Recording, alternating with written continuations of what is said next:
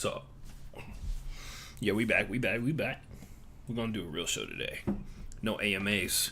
Anyway, I gotta do a bunch of social media shit. Ignore those cans behind me. That's not product placement. That's actually for a TikTok that I'm gonna do. At some point, once I find a specific flavor of one of those other cans, which has proven to be very difficult lately. So I actually went to 3 different stores today to try and find one of those fucking cans, and I couldn't. So that was fun. Yeah. We got NBA, NFL. What else we got today? What else? Yeah, we got NBA, NFL. What else? What else do we have today? I got a small NHL story. This actually has nothing to do with hockey whatsoever. That's fun. We're doing WNBA today too. Quick update on the league is there are 4 games remaining before the playoffs begin. Very important. Especially since NBA drama is like almost unmatched, like straight up. If we didn't live in such a misogynistic like society, we could actually enjoy the WNBA. Lately, I've been seeing, for some reason, on my Facebook feed, incels, not incel memes, but it's like very clearly, what is it? He woman hater club, she woman hater man club type shit, where it's like, oh man, here's a quote about the WNBA that isn't actually true and hasn't been true for like years, but it's still funny and we're gonna post it. People have been quoting Bill Burr, who erroneously quoted facts or stated things about the WNBA, which I find funny. Because if you correct him on him, he's gonna be like, I don't care. It's for the joke. He does that. A lot of things that Bill Burr says, I respect. Sometimes. In particular, the comments that he was quoted on about the WNBA, because more often than not, I've very rarely, if ever, heard somebody who's in the mainstream talk about the WNBA and say something positive or say something that wasn't to demonize the people who don't watch the league. So I always find that funny. And that's coming from a person who don't watch every single game, right? I watch, what? I mean, how many WNBA games would I say that I watch? I think I watch at least one a week when it's all tallied. I watch the highlights in the morning because it's on my list of highlights to watch. I try and do that to stay abreast of things that are going on. God damn it, this can. Ignore that. Ignore that can. You saw nothing.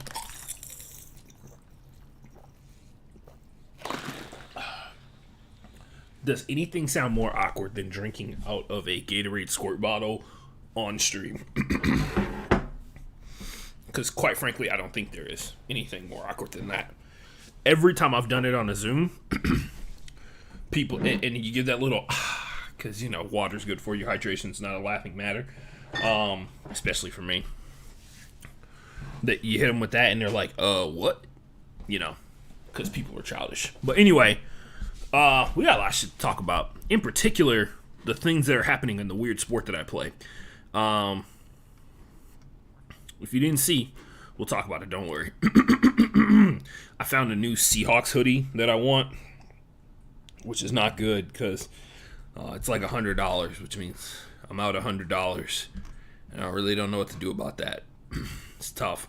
I'm waiting for a discount day for Fanatics, but it's about to be football season, and the discounts are for off-season things, so I might have to wait a while. I will point this out: the Nike shit, they do not be hitting the Nike. They do not be hitting the Nike shit with the discounts, bro.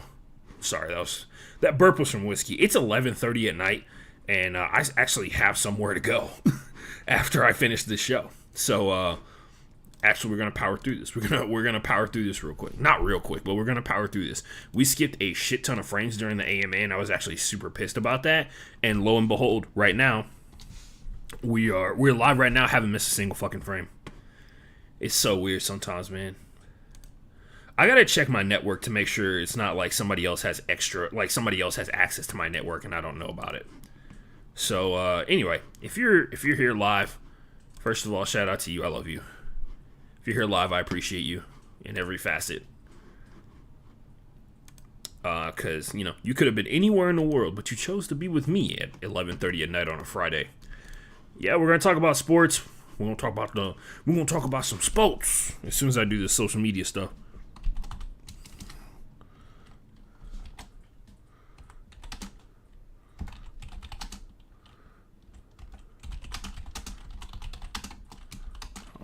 I really wish I could play music, but not gonna lie, there's apparently just fucking ridiculous amount of copyright claims on my shit, man. It's fucking stupid. I'm gonna just play it low. Yeah. Anyway, fuck it, man. Who cares? I'm not making money off this podcast just yet anyway. I'm live for the Broke Boy Sports Podcast.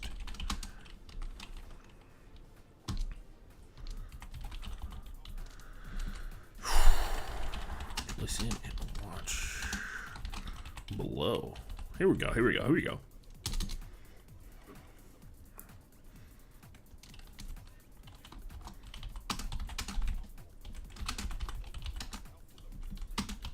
There's some dude that I follow on Twitch who goes live at like 3 o'clock at night. And I think it's midnight for him, and I find it weird. Why is Tim Anderson trending?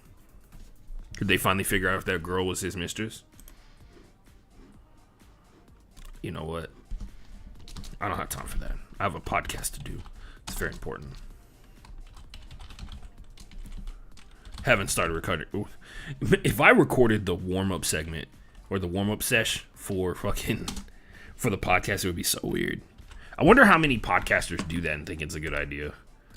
Like to just start recording your podcast the same time you start your stream. Even though they're like technically similar things, they're very different mediums. Like when people are listening to podcasts, like they want to hear you goof around and shit like that, but they want to hear it like generating towards something. And for the most part, when you're doing stuff while you're live, it is not doing such a thing. Sorry, I gotta get into this. It's really fucking weird. Like I feel like there's definitely people who do that shit, and they're probably weird as shit. Got a good sound check going. Anyway, I'm gonna share something with you guys that I'm not supposed to tell you. See how many people actually. Anyway, I'll do it, especially since, as far as I know, this is still happening. Hold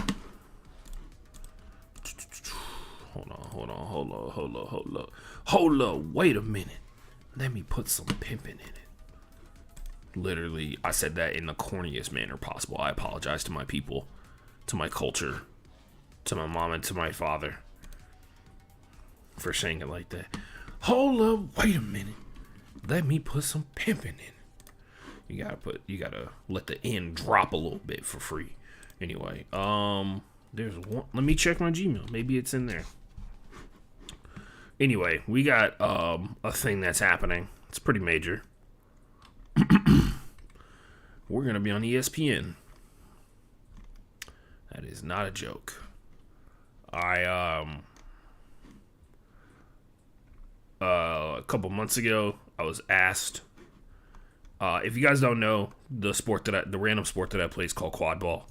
It's the sport formerly known as Quidditch, now known as quad ball, and the league, after changing their name, immediately became like 10 times more marketable, mainly because they're less suable. You know, they're less suable, and shit was wild. Anyway, talent acquisition.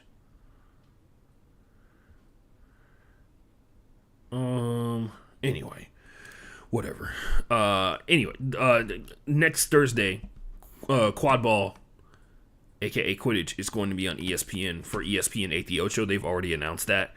You can look that up on the internet. What they have not announced is who's going to be the broadcaster, and that's your boy. Yep. I talked to the person that I'm partnered with, and they seem like they are more than willing to just step aside and let me really dominate this broadcast. So this is a huge moment. Huge moment for me. it could be the peak of my broadcasting career in sports media. I'm finally getting a chance to be in front of the camera after years and years of being a producer and years and years of being a producer and not really getting to do things my way.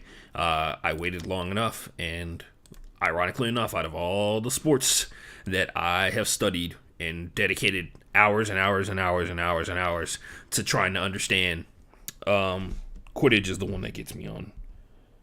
Sorry, quad ball is the one that gets me on fucking ESPN. It's still really trippy to think that that's like a real thing for me. Because very well, like next year, they might pick somebody else. But I'm going to maximize my opportunity, man, and try and go out there and make it happen. Like, I'm going to try, and hopefully people will be paying attention, people will be watching, because, it's stuff like this. You got to start somewhere if you want to you got to start somewhere if you want to make it happen. And this could be my start, like my real start. I know I've been, once again, they talk about there's no overnight success. A lot of you guys know my story who are watching this, and yeah, man, like, yeah, it's going to be one of those things where it's like, I can't, yeah, I don't even know. I like cried a little bit when they told me. Let me see. Sorry. Let me actually send this social media stuff out before we get into it. But yeah. Hashtag NFL. Hashtag quad ball. There's like a bunch of like weird conservative dudes that have been tweeting at random Quidditch players about how our sport doesn't exist. And I'm like, bro, like, sport that you didn't know about until you read the headline of an article doesn't exist. Weird. People are so sad sometimes, bro. President Jimmy Carter repelled into don't do that.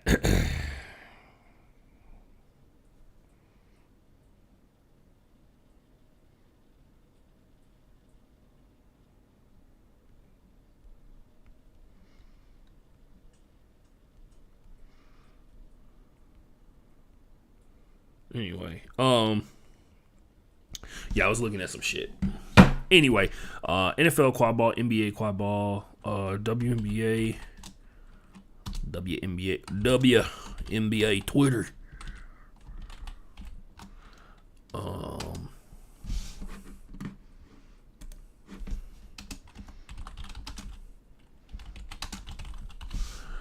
WNBA Twitter. This might be the format that I use from now on, because the other one is like too wordy and it doesn't have enough hashtags to put on there. What other sport? We talk about NHL a little bit, even though I feel like that's deceptive. There's always one topic that we talk about on the show that I find like super deceptive for me to put the hashtag on it, but get over it. NHL. What else? What else we talking about, boys and gals and days? What else we talking about? Oh, right. Put the podcast one on there. We'll see. I should probably eat food today. I just realized I've had like potato wedges and whiskey today for food. I probably shouldn't have said that into a microphone, but hey. Welcome to the life of a fat person. Especially one that sometimes hates himself. I don't even mean it that way. I mean, like, hates yourself in terms of, like, doesn't treat your body well. Like, will work out but not eat after a workout kind of deal. Because you forget that you're hungry, which is, like, a real thing that I suffer through. Not suffer. That I deal with on a regular basis. Because, like, when I'm hungry and I'm at work, I don't go and get food. I wait until I know my hunger is going to subside. And so I wait until my hunger subsides. And then I'm not hungry anymore. Then it's not a problem.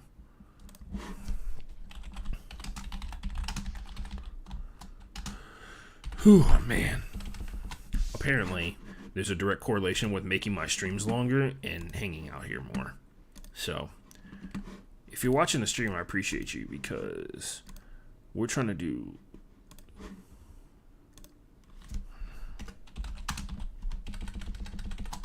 Sorry, that was me peer pressuring somebody. Ignore that. Ignore that. Should probably tweet from the podcast link. Oh shit. All right. Facebook, right? I gotta figure out a better way to do Instagram. I really do, because it's super fucking annoying to have to like take a photo, bro. Like take a pic, bro, and post it on my Instagram story and be like, hey, come,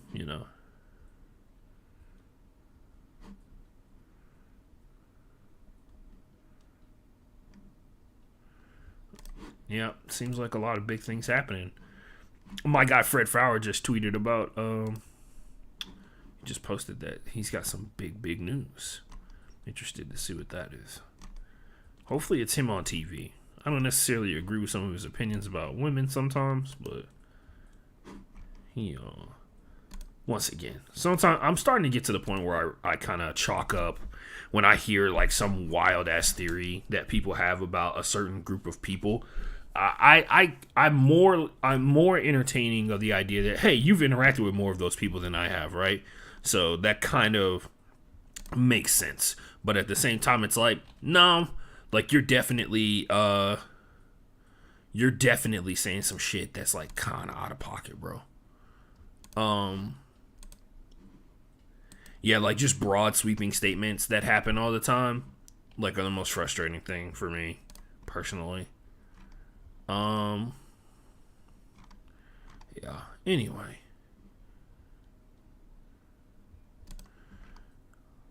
But yeah, that happens sometimes, and then sometimes I'll just be out here like.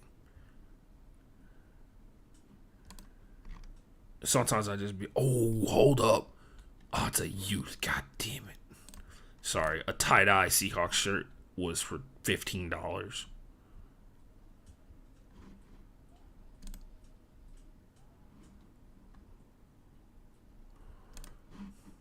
I keep getting like really spiteful, like really random spiteful fucking I hate the WNBA shit in my fucking Facebook feed.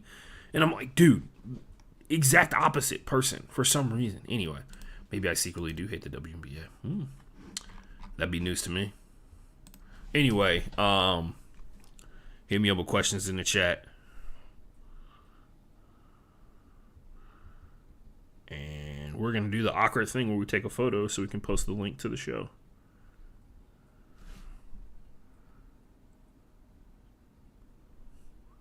Sorry, that was me examining a photo of a hot chick. Follow me on Instagram at the Ashton Forever, and I may or may not share such photos. If you ask nicely.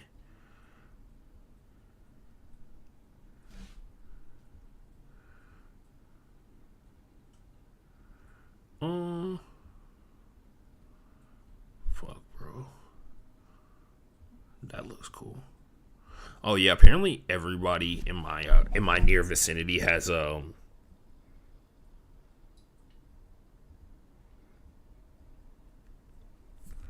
holy shit, that's a nightmare. Apparently like the worst thing, holy shit. Sorry, trying to figure something out. But yeah, apparently a lot of people in my life have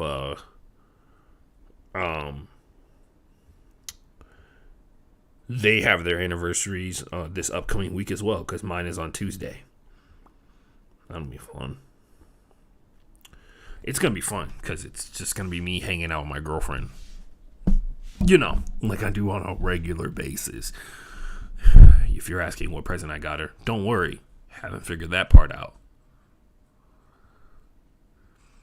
She might be watching, so I have to like pretend that I didn't already get it. Here we go.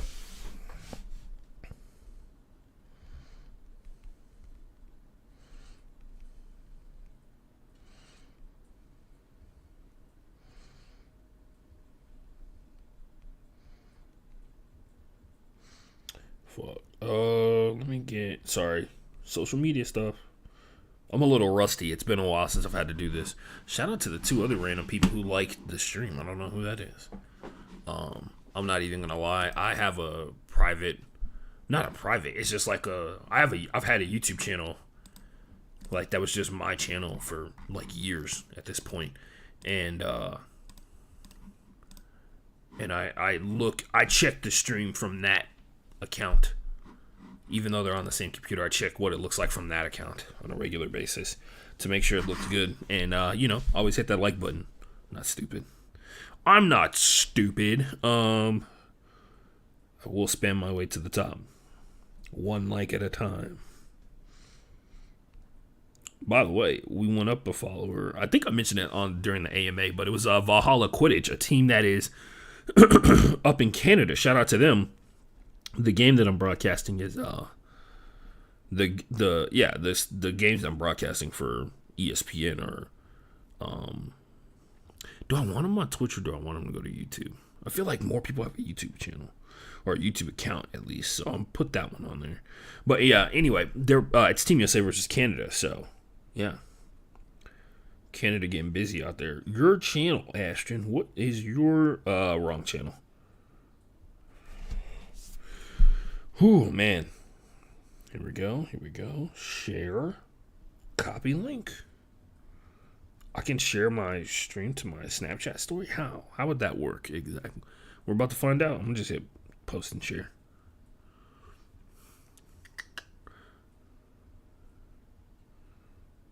Ooh.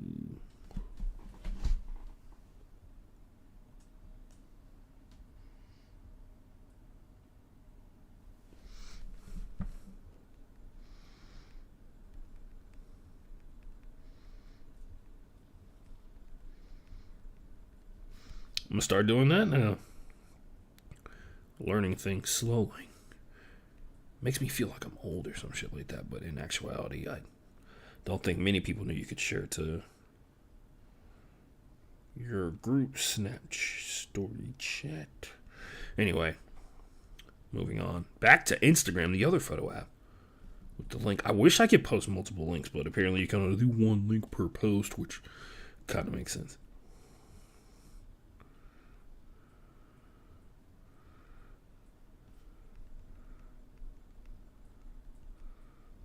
All right.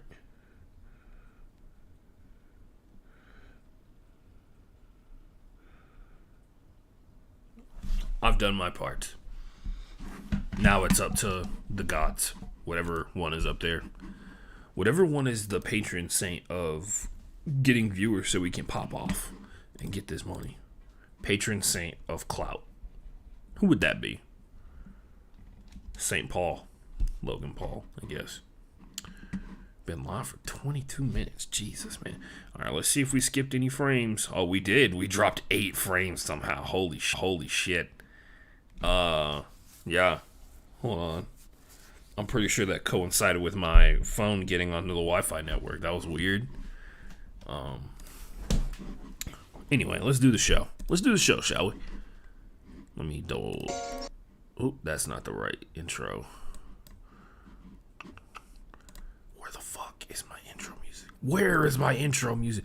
Fuck it, we'll do it live. We will not be doing the intro live. I just want everybody to understand that. Alright, that's the other intro. That's the lit one. I gave my podcast, the other Quidditch podcast I don't do anymore, the best intro that I could possibly get. That's not it.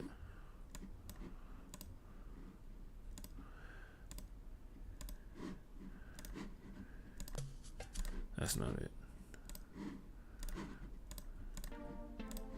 That's not it. I'm sure people are just riveted by this right now.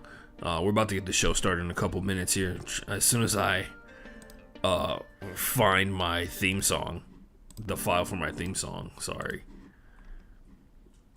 Let's go.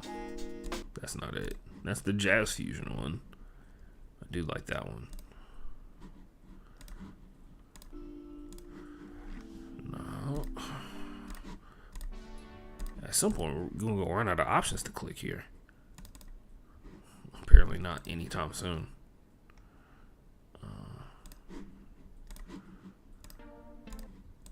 What the hell?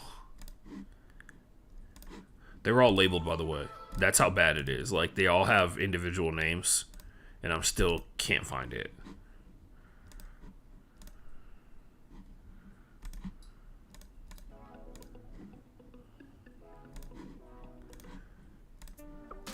because I forget the name of the song. Because they're all instrumental, so like my brain doesn't process the name of it.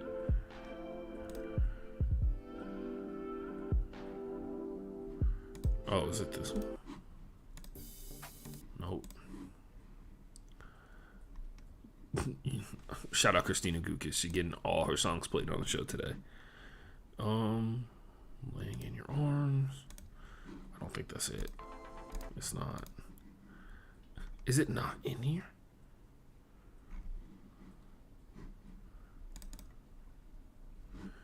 Yo. Those are the files for every fucking... Here it is. My bad. I downloaded every episode of my high school sports podcast for some reason.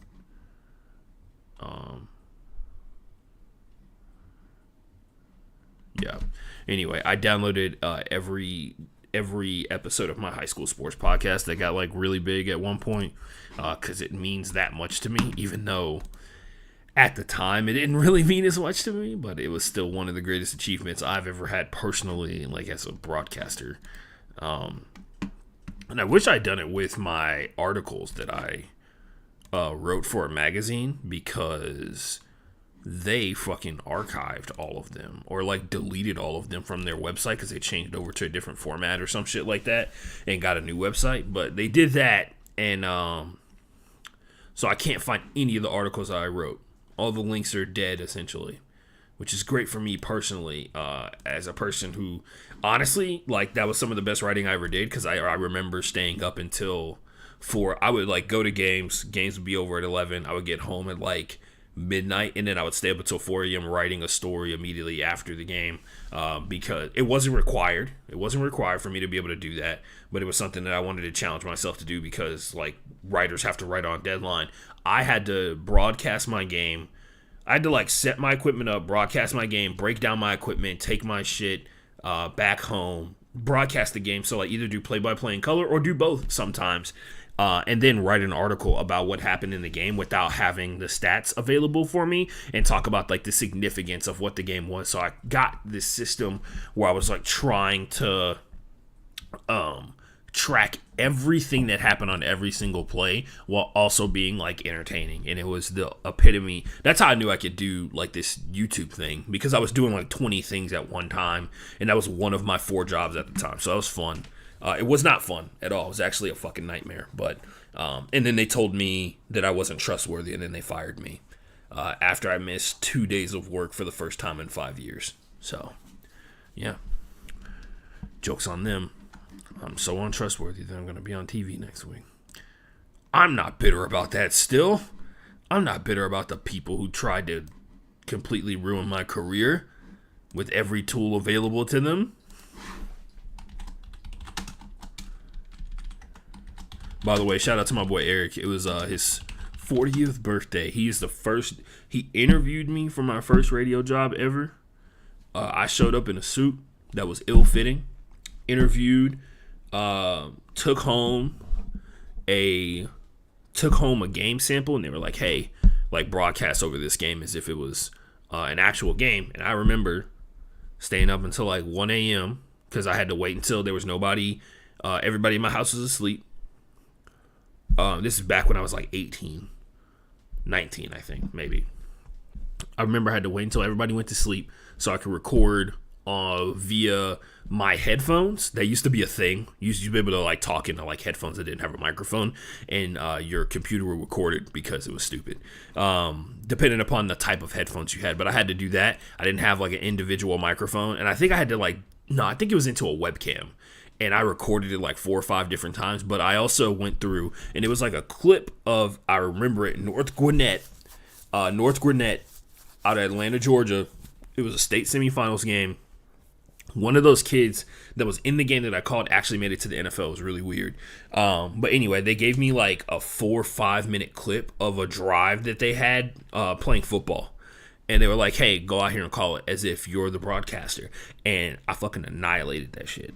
Went through, dominated, killed it. No surprise whatsoever to me personally. But it was definitely one of those moments where it was like, they're like, yeah, you're the only person that like went the extra mile to like figure out what the name of the players were.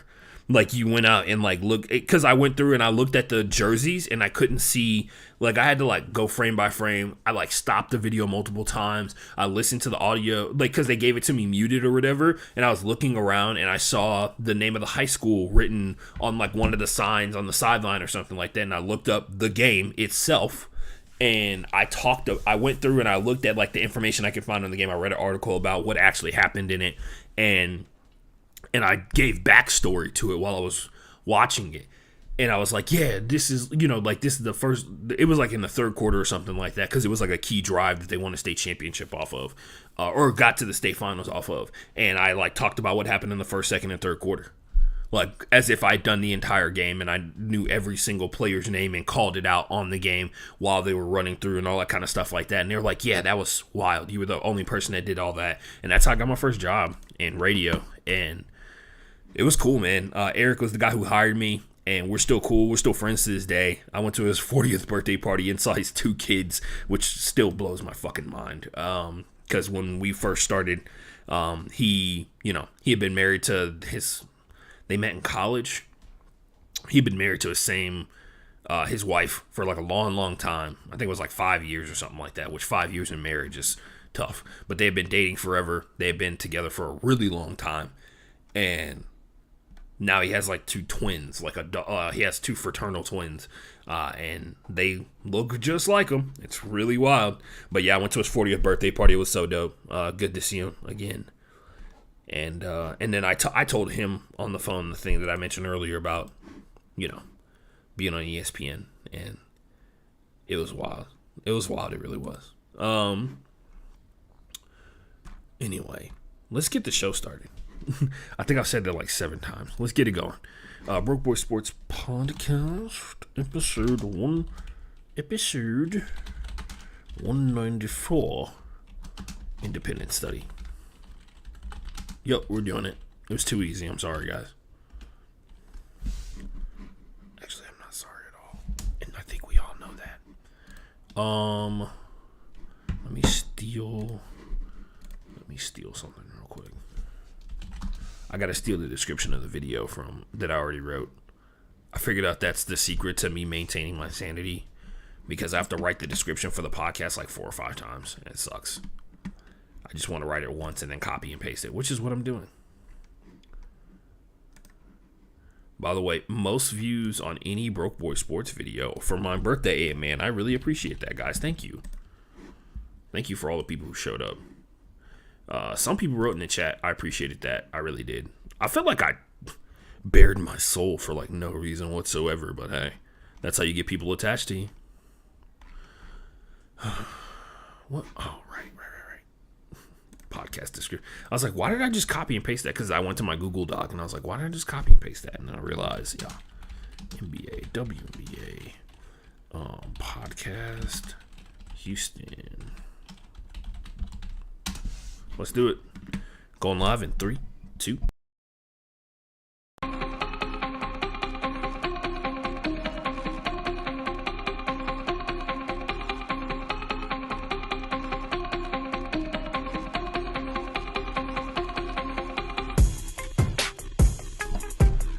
Ladies and gentlemen, boys and girls, and everybody else in between, this is the Broke Boy Sports Podcast. The only episode 194, guys. I'm the host, Ashton Gene Lewis. We're going to power through a lot of stuff today. We got NFL, we got NBA, we got a tad bit of the ice hockey, NHL. We got some WNBA action to talk about, and of course, it's the off season, and your boy does not hide the fact that he does not watch baseball. I pay attention to it lightly from a distance. I do not pretend to watch the entirety of an entire baseball game per week. I watch more WNBA basketball than I do Major League Baseball, and there's a reason for that. Anyway, we got a lot of shit to go through. We got nerd news. We got geek news, my bad. We got best of the best for sure today. We got worst of the worst. What we don't have today, the only one that we don't have today is the only one we don't have today is about a week ago. So don't expect that one. If that's your favorite segment, I don't know why it is. It's actually one of my most annoying ones because it's really kind of about like, it's like super fucked up how we like move on really quickly from individual news stories and shit like that. That happens. Anyway, drop in the chat if you got questions, comments, concerns. If you got concerns, I don't think I'm the person to help you, but I will try. If you got concerns about my well-being, don't be worried. Don't be worried, guys. Don't be worried at all. Your boy is out here dominating. I'm actually on the precipice of the biggest week of my broadcasting career. If you didn't tune into the show earlier, just letting the title sequence run through. If you didn't tune into the show earlier, your boy be out here doing big things. If you listen to this podcast, hopefully none of the people who made me sign an NDA make me listen to this podcast. The league made me sign it. Nobody else did. But I'm supposed to be the broadcaster for quad ball on ESPN this upcoming Thursday. So that actually segues perfectly into my next topic, which is, of course, Geek News, our first segment of the show, where we talk about something geeky that's going on in the world that I appreciate a lot. If you didn't see it, I guess you're either dead or living under a rock. Comic-Con happened. It is the first Comic-Con that's in person in like 3 years, right? And they had everybody wear masks because guess what? COVID back in the streets, popping off again. The vaccines that we have, seemingly, once again, not effective enough versus COVID to prevent us from getting it, but also good enough to prevent us from dying because they all originate from the same strain. And then monkeypox is out in the streets, and I really don't feel like talking about that because I really, one, not super informed about it, and two, doesn't seem like I'm at a high percentage chance of being able to catch it, and I'm trying to keep it that way. You know what I mean? I'm trying to keep it that way. We gonna be alright is our title sequence for our title for Geek News this week, and it is in reference to the Black Panther 2 Wakanda Forever trailer. Obviously, this one is going to be marred by the fact that the lead from the first film, Mr. Chadwick Boseman, is no longer among us in the living right now. Shout out to the legend. Shout out to the real one out there. Did so much in such a short amount of time here on the planet Earth. Did so much on with his time that he had with us, right?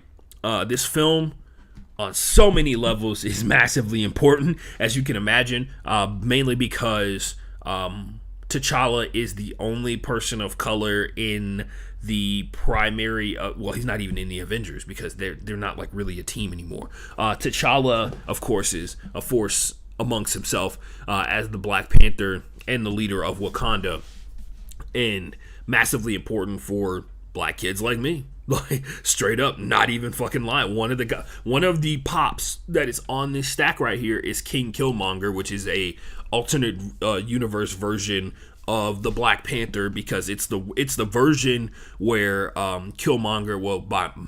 Never mind. I'm not gonna explain it. It is one of the What If episodes in for Marvel's What If that they did for Disney. You should watch it. They all tie together and they all can be seen individually. They're very good and a ton of fun because the What If comics are very fun to have involved as well. But nonetheless, just this like less than 2 minute trailer gave so much for a lot of people. Obviously, the big thing up front is Chadwick Boseman is dead, and they are actually going to kill off T'Challa allegedly in the MCU films. So there's going to be that scene that goes down, and the grief-stricken Shuri and everybody else that's involved with that situation. And they show the mural of T'Challa on a building in Wakanda, right? And this is so... And I feel like this is one of those things where it's going to be the dividing factor for what comes up, because they have Namor the Submariner, who is he is a character within the Marvel Universe that is basically the equivalent of Aquaman, and it seems like he is going to be Aztec.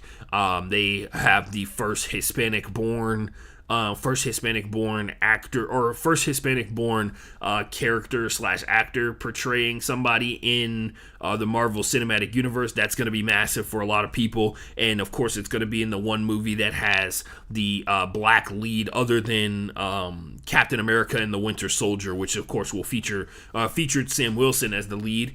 And massively important on so many different levels. But yeah, Namor the Submariner and his significance within the MCU is massive, especially considering there seems to be something hinting at the fact that the Illuminati are somewhat in the current MCU. If you're not familiar with it, I can give you a short explanation for it. The Illuminati is like the collection of the smartest heroes on the planet. Namor the Submariner is in that crew. And along with the Black Panther T'Challa, Reed Richards, who is Mr. Fantastic in the Fantastic Four, and there's like two other people, I forget off the top of my head. Anyway, they are dealing with the issue of universes colliding into each other, which is called incursions. Those collisions will destroy both of the universes if they are allowed to happen. So basically, there gets to a point where the threads between the multiverse unravel and the universes start collapsing into each other. Which there's definitely some way to tie all that in with Namor the Submariner, because in the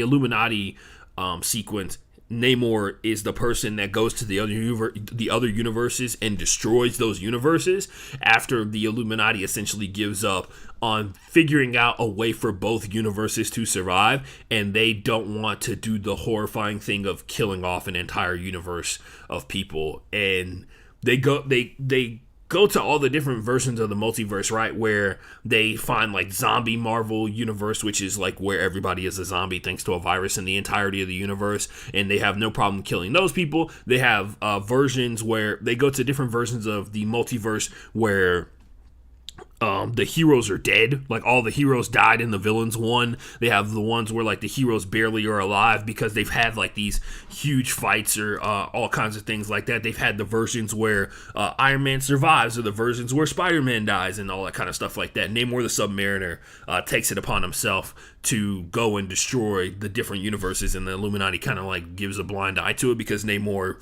if anything, very similar to T'Challa, and I think that's what, I mean, in the comics, that's what they're supposed to be, right? Like, they're both in the same position. They're both people that lead nations that were previously hidden from the world, and they make the decision. I think in the comics, Namor wants to remain hidden from in Atlantis, which is, you know, he lives underwater. He wants to remain hidden, while T'Challa, very similar to very similar, like he mentioned in the first book, he wants the world to be open. He wants Wakanda to be open to the world so that black people around the world can see what black people are capable of, and that it doesn't have to be the after effects or the aftershocks of slavery that have damaged black people and hurt black people on so many different levels, and the ravaging of Africa by other nations that have tried to colonize it and taken resources from it to build their own empires, right? That's why he wants people to see Wakanda and the strength that it displays, because you live in a world where the United States of America is the most powerful nation on the planet. You wake up the next day and this black guy's on TV and he's like, I lead the nation of Wakanda and we have the most valuable resource on the entirety of the planet, and we are leaps and bounds ahead of every nation on the planet, and we are now the number one. That's a totally different world to live in. And of course, Killmonger's perspective is we should be using the fact that we are the most powerful nation on the planet, aka Wakanda, to do what they did to us and take back what is ours type deal, right? Like colonization is a huge deal, which I think in the real world is a perspective that a lot of people would have, right? But yeah, that leads into Wakanda Forever. I imagine that T'Challa is gonna die because of some group of people that are fighting to gain possession of vibranium, right? Because that's immediately what happens when somebody finds out that there's a resource that is more valuable and more powerful than anything on the face of the planet because of its ability to be turned into literally anything, and there's an almost infinite resource of it. They're going to come for it, right? That's what Claw, Ulysses S. Claw was doing, right? Like, he was trying to convince people that it existed so that he could mount up a big enough army to take on Wakanda more than likely kill all of the people that lived there and then take the vibranium for himself. And it cost him an arm and a leg and his life in the end. He got killed by Killmonger in the first movie. Anyway, but yeah, Namor the Submariner's massive, first Hispanic member of the quote unquote Avengers in the Marvel Cinematic Universe at some point. But Namor, I think we're all going to find out very quickly, has all different opinions on how powerful nations should be led, especially ones that have the ability to see what the rest of the world is doing to other nations that are nowhere near the power level that you have as Atlantis and you have as Wakanda, right? Angela Bassett drops an iconic line instantaneously in this trailer. She's the most powerful woman on the face of the earth. She has given her entire family is dead. What else could you possibly want? And it definitely gives like the cries that you hear from a lot of black women who sacrifice everything for their families and then see the world try and destroy what they've built, right? Like there are so many mothers in America, in particular black women, who see their either sons or nephews or cousins or the men in their life taken away from violence from all over the place, right?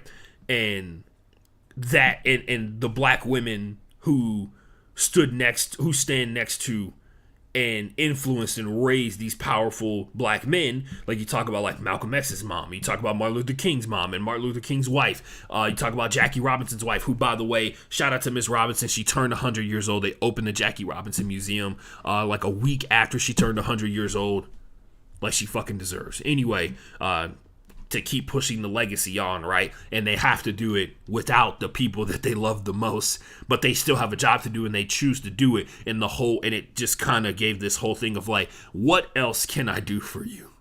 You've known that we've existed for like less than a year and you've already killed so many people that I care about. But yeah, there's also an aspect that looks like there's a point where they're on a ship where they take control of the ship.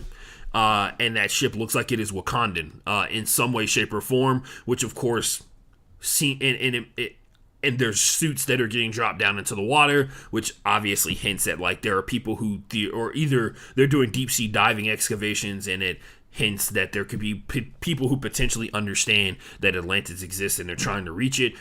There's a scene where, there are scientists on their knees while they're some government entity has their soldiers with guns pointed at them, which I'm assuming they kill those people in the film, and that sparks an international incident. That's the one thing about Black Panther. Like, you don't think about, like, in the scheme of, like, there's a main villain that we're trying to fight off. For the most part, a lot of it's like one of the few instances where you look at the Marvel Cinematic Universe from, like, a political standpoint, and it's from the political standpoint of, like, do we trust these people, right? Just basic stuff like that. And I think that that's massively important as well, because it kind of gives, it takes away, and it gets you further away, which I think is something that a lot of these superhero movies need to get very much on board for. They need to get far away from superhero origin story, fighting dudes in the street, beating up dudes in the street, and fight supervillain and slow-mo fight at the end of movie.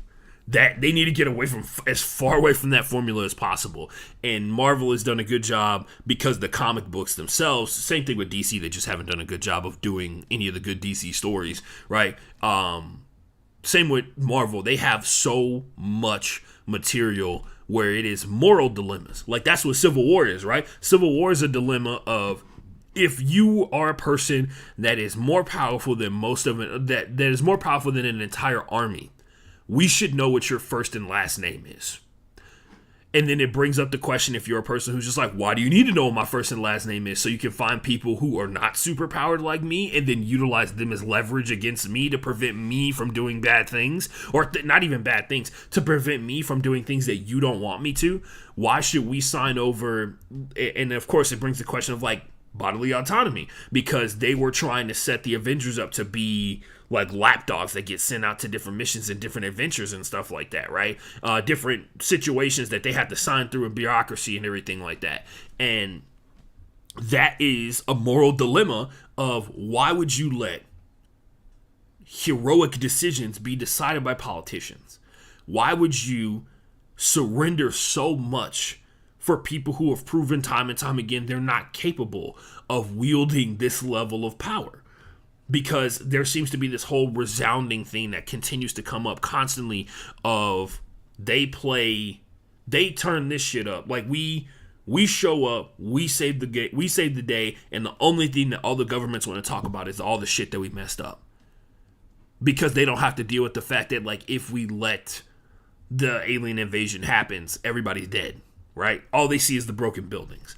Anyway, that's kind of, that's why Marvel is so good at this. You have to deal with, especially in this movie, this is grief, right? We're coming off of Infinity War a couple of years ago where we all see Tony Stark die, saving the world, and now another hero passes away. And I think that's a big part of why these superhero movies are like the things that they have to embrace to continue to move forward, because at the end of the day, there has to be some mortality to these heroes. And I understand, yeah, there has to be mortality to these heroes. Why does it have to be the black guy?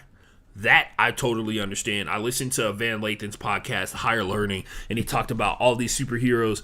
All of them are invulnerable. Why is the only one that, the only one that has to die is the black guy, right? And yeah, I totally understand that and kind of agree on a lot of different levels, but it's important to have, because there are so many times where that there are no stakes to a lot of these fights that are going on, because there are certain heroes that just can't die, and now you're seeing stuff like where Steve Rogers is actively choosing to retire and grow old and die as a super soldier.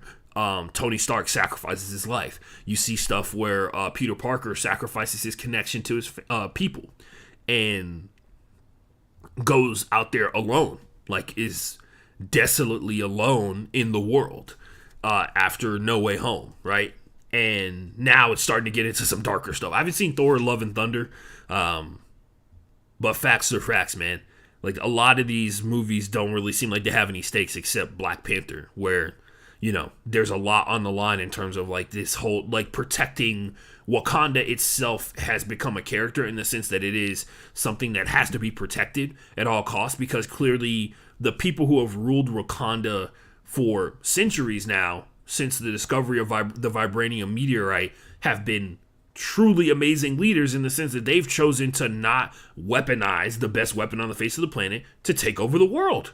Because there's a version of the world where Wakanda's just like, we have way more advanced weapons than you'll ever have, plus we have access to magic. We will be taking all of it, like the whole place, all of the places.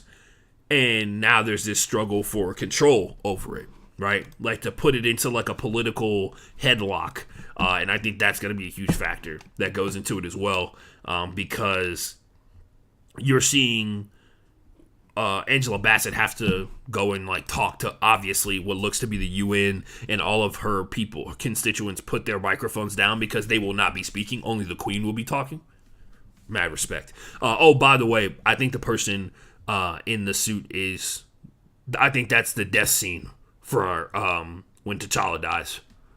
I don't think there's like a new person inside of the gold and black Black Panther suit. Anyway. That's pretty much it. That's all I got.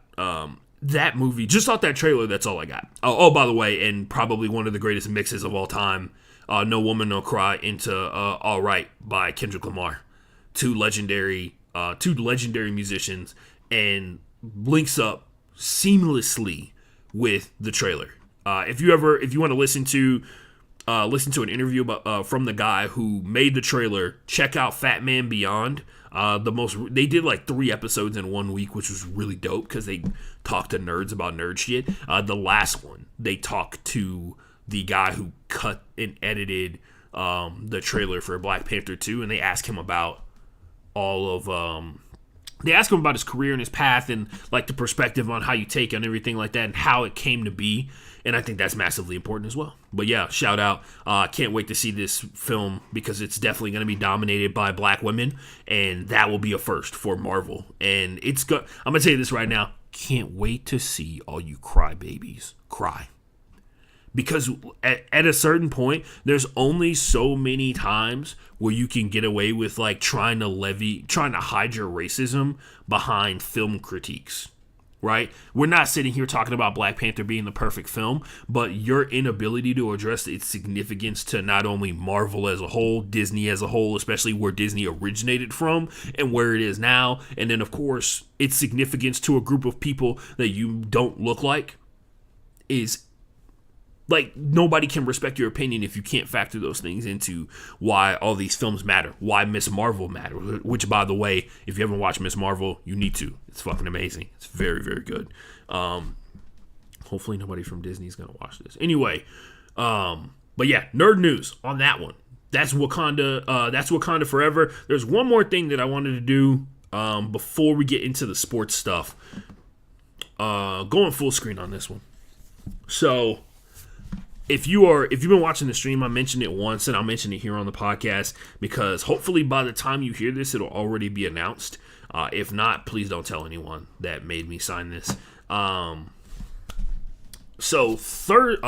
week, the random sport that I played, which was formerly called Quidditch, renamed itself Quadball, and it set off.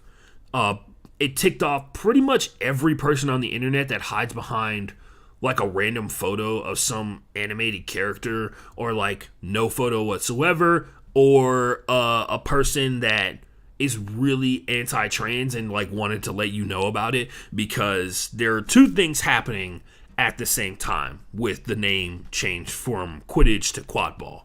One, it opens up the pathway for the sport that I play and have played for 6 years to be monetized, for the league to get past the point where it is now, where the athletes who play the sport are the financial base for why the league exists, and get closer to that. I'll tell you this much right now. The name change got a ton of articles written about it, saw photos of people that I know on like major news networks across the globe, right, in English and different languages and stuff like that. The other aspect of it is, like, I'm not sitting here trying to deny that the money part of it is, that money is a part of the reason. The other part is because the person who originally created the sport that, you know, like, for instance, the sport of Quidditch from the books looks nothing like the sport that we play. A lot of people on the internet wanted to let you know it's really weird that we run around with brooms in between our legs. I felt like there was a tweet that I saw from a Quidditch player that was spot on, and that the broom is a way to eliminate the people who don't like to have a little bit of fun, who are not down to be a little bit whimsical. Because if you take like 10 seconds and watch the sport, you see it takes training, it takes skill, and that's the demarcating for any type of like successful sport. There's, like, for instance, right now, there is cornhole that is on ESPN on a regular basis. A lot of people play cornhole. A lot of people have fun doing that. Nobody talks about how weird the game is in terms of just, like, throwing a bag into a hole, or trying to throw a bag into a hole and doing math while you're drunk. Anyway, the thing that I just wanted to take away from it is you can do two things. The thing that I wanted to point out, you can do two things at one time. The money aspect of it, you can go for the money, which is partially why we're doing this, right? As a sport collectively, they took votes from players as to what the name was, what the name change would be. People chose Quadball. I personally voted for Quid. I personally supported the concept of Quid Strike. I thought it sounded way more intense, and it looks like you can have a logo that is like a lightning bolt, which I think would be a really good nod to the origin material. Anyway, the money aspect of it. Changing the name allows networks that are not Warner Brothers to air Quidditch / Quadball, the sport formerly known as Quidditch, now Quadball. For instance, the name change happened last week, and then this week they announced that there will be Quidditch there will be Quadball on ESPN for the first time ever. There will also be on CBS Boston, the website. They will be airing the Boston Forge versus the New York Titans. Those are two of the best teams in Major League Quadball. Historically, have been. And they will be on CBS Boston. That is impossible with the name of Quidditch. And there can also be the other thing where changing the name also distances the sport from the person who has made it very clear that she doesn't support a group of people that have supported her financially, emotionally, in terms of investing in the world that she created. And then on top of that, in relation to quad ball, some of you guys don't know this, it is all inclusive. So any person that identifies as any gender or any type of identification, so non-binary, trans woman, trans man, cis woman, cis man, all that kind of stuff like that, you can play. There are gender limits on the number of genders or the number of a certain gender that can be on the field at any given time. And it would be hypocritical for a sport that is all inclusive, the only all inclusive sport that exists right now on the planet, to also like continue to be associated with J.K. Rowling's opinions about how trans women cannot be women and that women are only women, right? Hateful things, unnecessary, because a trans woman being a woman doesn't take anything away from J.K. Rowling being a woman. It's not hard. Anyway, she chooses to live and exist that way and push a rhetoric that is dangerous for trans people, that endangers them to other people who have hate in their heart, right? When you see famous people, the people are impressionable no matter what age they're at. And when you see people that are famous and they tell you that something's okay, sometimes you think it's okay to take it even further than what they think is okay. And I disagree with J.K. Rowling, obviously, on every single aspect of that. As a person who has a trans cousin, as a person who has trans friends, her opinion don't really matter to me, right? Like, her opinion about my friends and their existence doesn't matter to me. It's hurtful to other people, but it doesn't matter in terms of like taking away from my friend's existence, right? Other than that, two things at one time. You can go for the money, and you can go for the money and have a message. It's not hard. So people think that they're really doing something in the comments and saying, "Oh, well, they're not actually changing the name because of they're not actually changing the name because J.K. Rowling's transphobic. They're changing the name so that they can make money off the sport." And it's like, dude, if we were really here to make money, nobody would sign up to sponsors. Like, I mean, honestly, there's so many people who are so far outside of the realm of like what happens in Quidditch. Like, there are so many people who instantaneously had an opinion about a sport they literally didn't know existed until they read the headline. And I'm assuming they didn't read the article. Read the headline of an article about the name change, but they knew it definitively what kind of people we were. There's so many people that like really get off on trying to convince us all that no Quidditch player or no quad ball player ever has ever gotten laid in a co-ed sport that is mostly comprised of college athletes or college kids that are on like major campuses across the world. I literally don't get how you can, like, I run sprints, I lift weights, and I'm a person that has the ability to speak and communicate with other people, that the chances of me having had sex pretty high, right? But there's like this collection of people. I've never seen such a visceral reaction to knowing the existence of a sport, because these are the same people that will try and sit there and tell you about esports athletes and how they're amazing, but then tell you that the people who are running up and down the field, like tackling other people, dunking on hoops, running through tackles and passing the ball all over the pitch, all that kind of stuff with like crazy accuracy, are like, they're dweebs. They're the nerds, right? So, like, there's so many times where I almost responded to a comment that was like really insulting to they basically were like, all quad ball players are whack as fuck because they ride around on brooms. And there was a situation, and I clicked on this dude's profile, and I'm sorry, I couldn't tell, like, they didn't have pronouns in their profile. It looked like a guy who wrote it, because a lot of women don't talk in the manner that guy was speaking in. But hey, what do I know? Shouldn't be assuming, right? They posted, like, no matter how muscular or how athletic these dudes are. And I was like, okay, so you like already know that there are people who like are in shape and athletic that play this sport. And there are people who went out of their way to be like, oh yeah, like I went and looked at a video and it's just a bunch of fat, out of shape losers type shit. And I'm like, bro, like whatever. Not true. I am fat. I'm not out of shape. Anyway, They didn't watch me. They were watching like some European thing, like some clip from a European thing, which doesn't take away from my previous statement. Fat people are athletes too.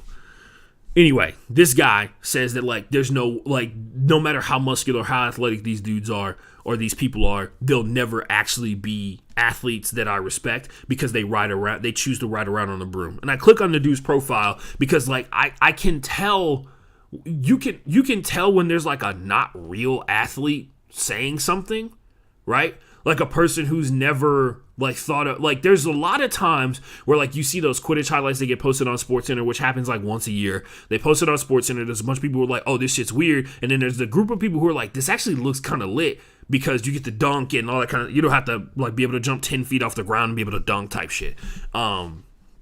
And they make a point of like, oh damn, this looks kind of lit, and I'm like, that's a person that's played sports, and you can tell most of the time because like they personally are never gonna play that sport, but they can see how somebody else would want to play that sport.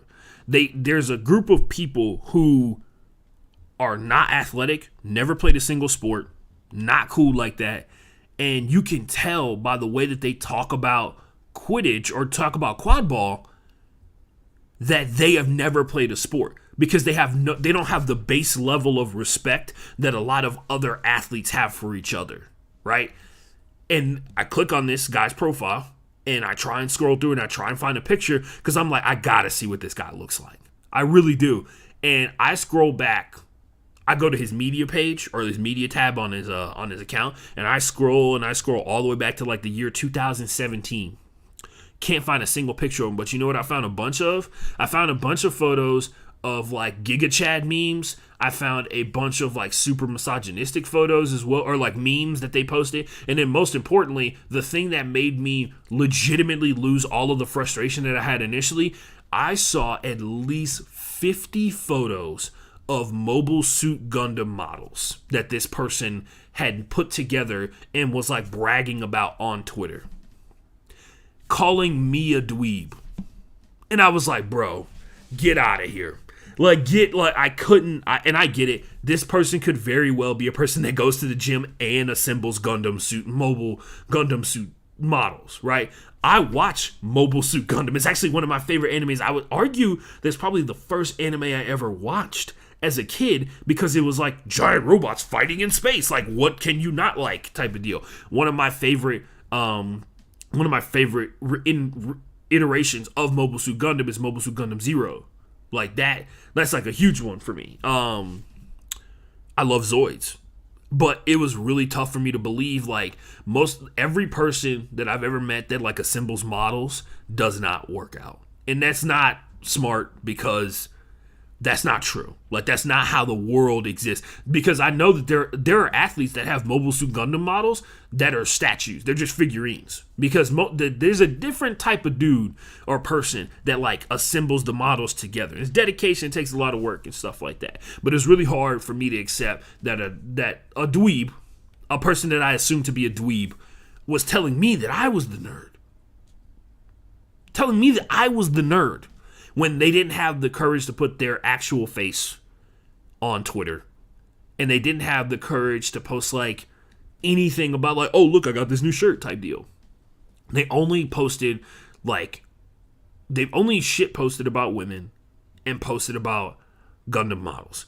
That immediately puts a picture in my mind of the person that we're dealing with, and it's not like an athlete. Athletes say shitty things and do shitty things on a regular basis, but for the most part, the dudes that are out there like really trying to make sure that every single woman on the face of the planet knows that they hate them because they're trying to like push equality type deal, those guys and people who put models together like piece by piece typically fall into the nerd/dweeb category. I don't know what to say.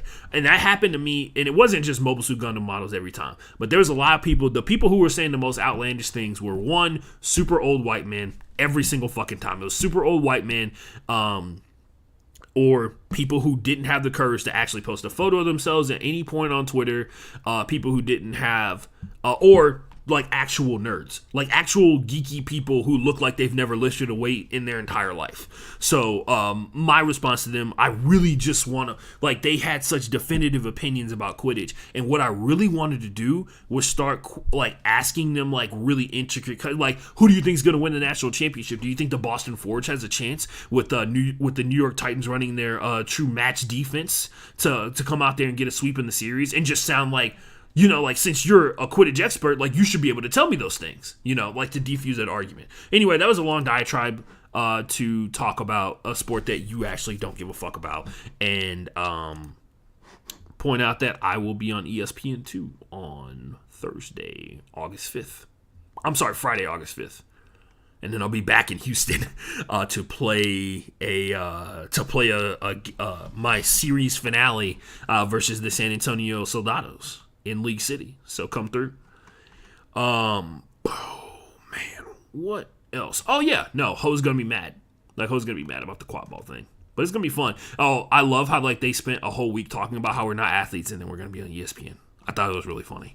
Moving on to the actual segment. We're supposed to be doing best of the best. As you guys know, this show bills itself as the best and the worst that sports has to offer. So, without further ado, the best thing I saw in sports this week: the retirement of Vince McMahon. Oh yeah, sorry. Vince McMahon, probably one of the worst human beings to ever associate himself with sports entertainment, has said nigga on national television multiple times, has now found himself in a situation, according to the Washington Post, allegedly he is paid some sum of $12 million to multiple women to as hush money about potential affairs, because I would imagine that Vince McMahon is trying to avoid getting a divorce via the fact that he a divorce versus infidelity is like 50% immediately goes to his wife.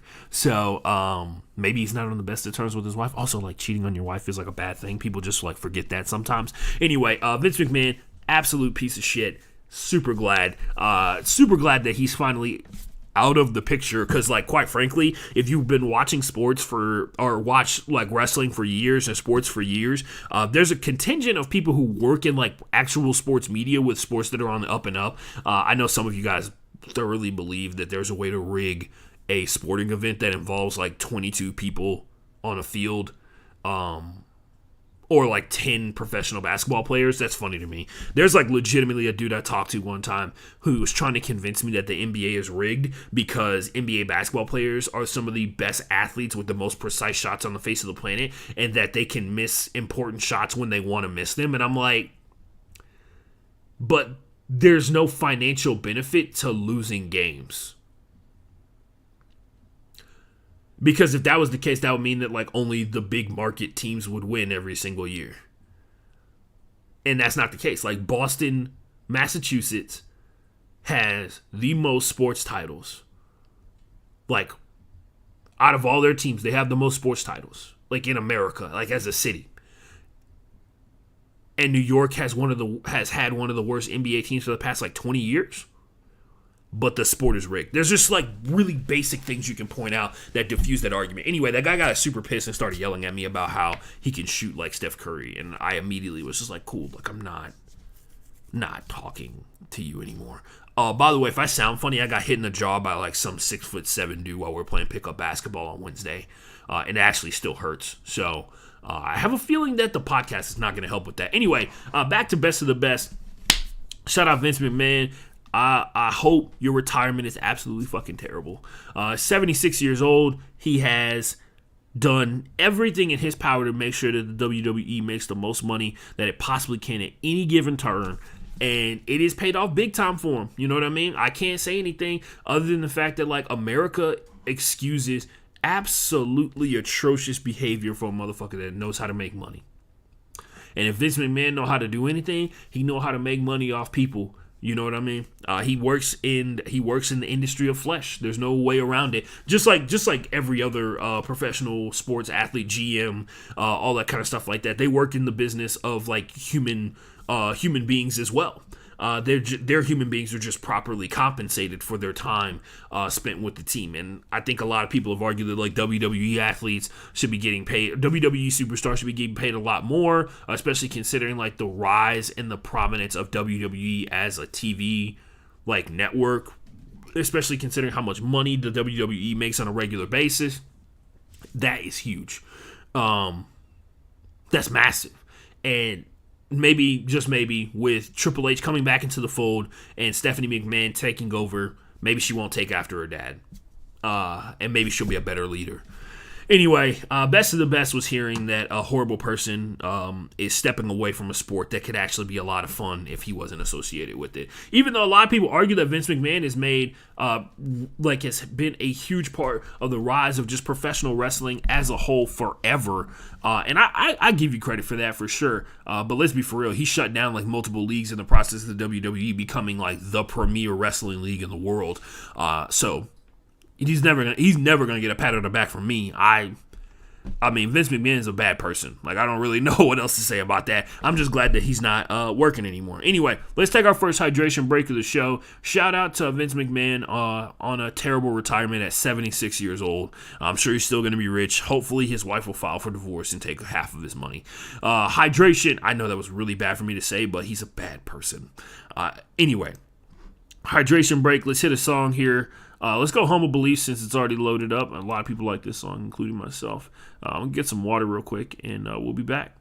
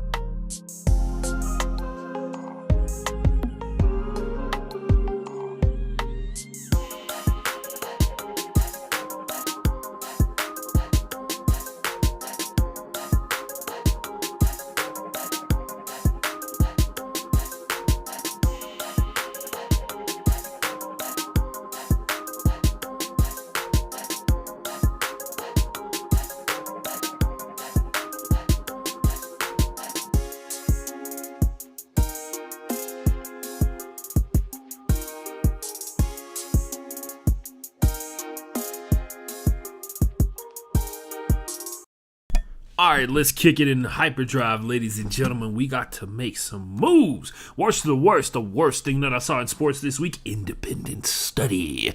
Kyler Murray recently signed for big dollars. Shout out to Kyler Murray. He did not make the cut for We Talking Money or We Talking Money this week, by the way. We got something much bigger for that. It was not DK Metcalf either.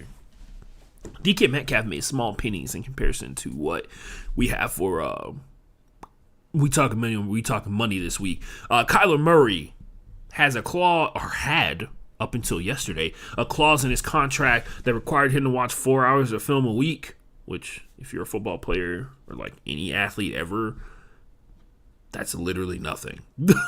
That's literally nothing. 4 hours is...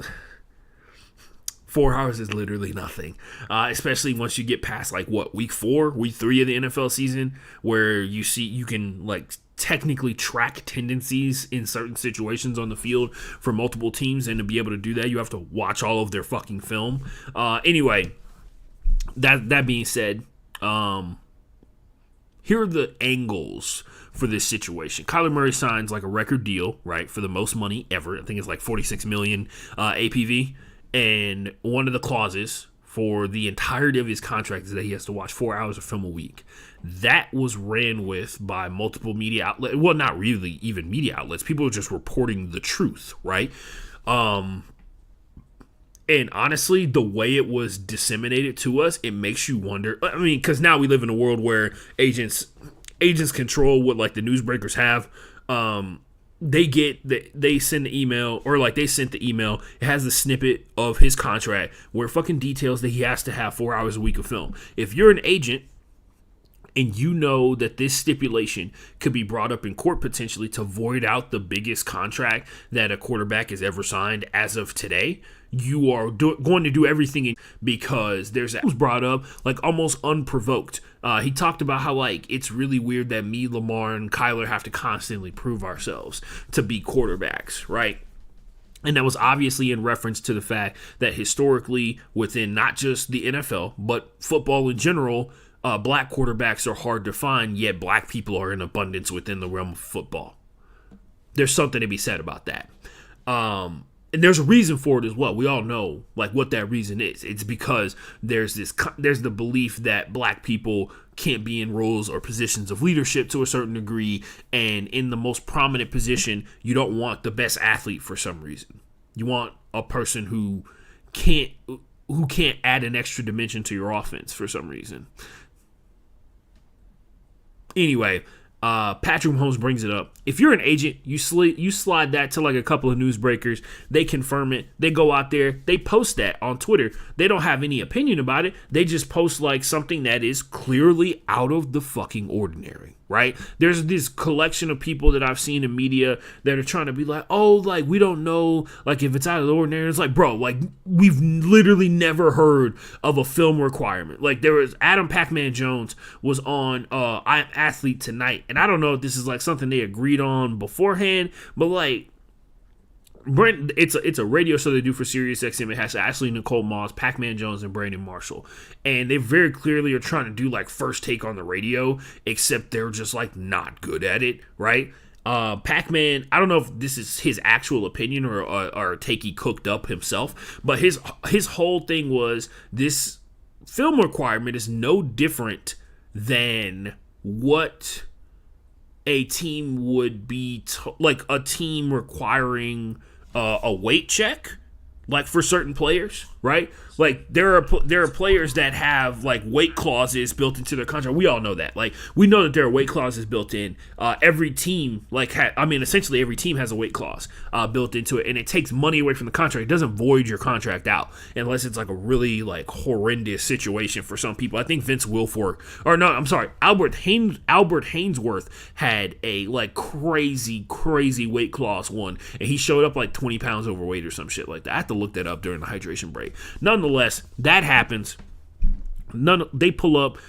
They're hey, his argument was that is the same thing as the film clause one, and I'm it's really not, because we're talking he's it's a demarcator in your contract that they put in there that if you hit this target, you get more money. And it's like, well, no, like Kyler's just like, if he doesn't do this, they could have potential legal action to take against him in his contract, which of course is why the agent wants to get on top of that, because all it takes is Kyler missing 1 week of watching 4 hours of fucking film, that whether or not it's a part of his regular routine is up for question, I guess now, but him not watching 4 hours of film while he's at his house is important to maintain the integrity of the entirety of their contract. Because honestly, they could go through, and I'm sure this is something that people have theorized or whatever, but they could have evidence that he didn't watch film in week 5 of this upcoming season, and then 2 years later bring it up in court when it's time for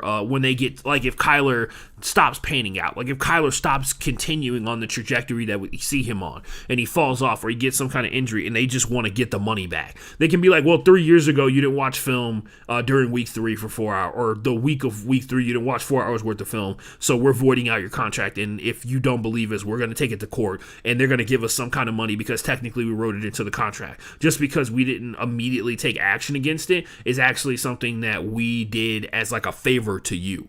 I think that's an argument that could be made, right? So if you're an agent, you're trying to get rid of that shit as fast as possible. So you make sure that make sure the public knows about it, because you know your client's good at football. What you don't want is that this to be something that pops up after Kyler has like a bad week, right? You want it to be something that people find out immediately. You don't want it to be like week 7, Kyler went out there and threw for 112 yards and like 3 interceptions and a touchdown, right? Because then they'll be like, oh, this is why he got that. Like, somebody just brings it up and tweets it out, like, this is why he has a film clause, right? Like, we all know Kyler Murray has like a film clause in his contract now, and this is why, because clearly he wasn't prepared for this game, and of course it like plummets the value of you plummets the value of your client as a whole, and then besmirches him. That could potentially turn into something as action. In terms of like the film clause, it could be something that future teams add on to different contracts if he goes to a different team. The angles though for like Kyler, technically he can be right and wrong on this situation, because Kyler went up to the podium. He was like, it's funny, it's actually like semi disrespectful yet respectful, because he switched between them. He switched between like it's respectful, it's like really it was really respectful for him to have people believe that he basically he was like, it's wild to me that y'all believe that I can get this far in football without watching any film, without that kind of preparation. Which Kyler Murray definitely watches film while he's inside the team facility, because he has meetings, multiple meetings a week. Kyler Murray, in the span of a singular week, has a film meeting every single time he goes to the facility. Now, what he does when he's at home, he could be watching 0 minutes and 0 seconds, right? Something that Jamarcus Russell brought up. He pointed out, he was like, and this is, by the way, if you have not, it's in the media suggestions. I'm going to just spoil it right now. It's in the media suggestions. I put a bunch of them because I haven't done a real sports episode in a while. But nonetheless, they had this situation where it's like, hey, man, I don't watch film when I go home, because we watch like 7 hours of fucking film throughout the course of the week. Watch 12 hours of fucking film throughout the course of the week. But then you listen to like, you hear stories from Bucky Brooks and Daniel Jeremiah on their podcast, Move the Sticks. Of course, they saw this as an opportunity to talk about their time with NFL teams, where they looked at players and their study habits, because they all have different ones, right? Like every single player in the NFL has a different way that they study film. Some of them don't study it at all. Some of them definitely study. Some of them are so immensely talented they don't need to study film to go out there and be successful as an individual, right? That's not the situation when it comes to quarterback. Quarterback is a situation where you got to be prepared for every single look that a team throws at you. You gotta know the team that you're going up against so well that you can predict what they're going to do in a certain situation. That's a factor, playing quarterback. And I think it's a factor for every single position, because if everybody was as prepared as a quarterback, which I think a lot of players in the NFL are highly prepared every single time they step out onto the field, but there's only so much you can look at when you're a defensive end, and your only assignment is either run straight ahead and create pressure on quarterback, run straight ahead, create edge, tackle running back, run twist, run a GT, right? Like that, there's only so much you can do.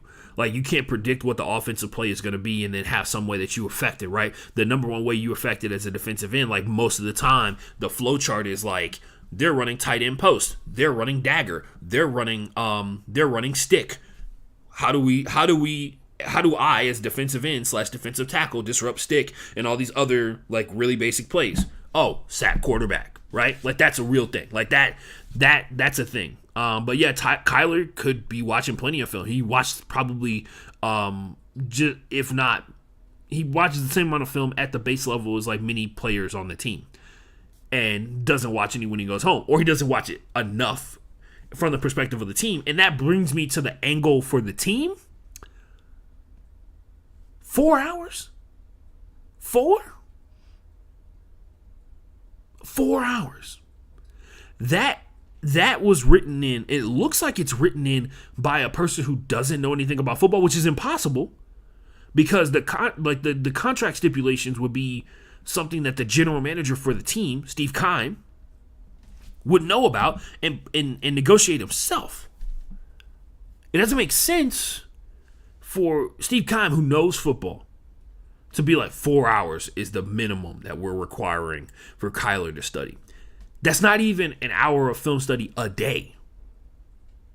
Even if you got 2 days off as an NFL player, because everybody needs a day off, that's still not even an hour. That's 45 minutes a day. If you watch film every day, 45 minutes.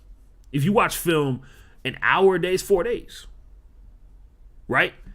That's like baby shit. Like that's too much of a cushion. Like, that's not.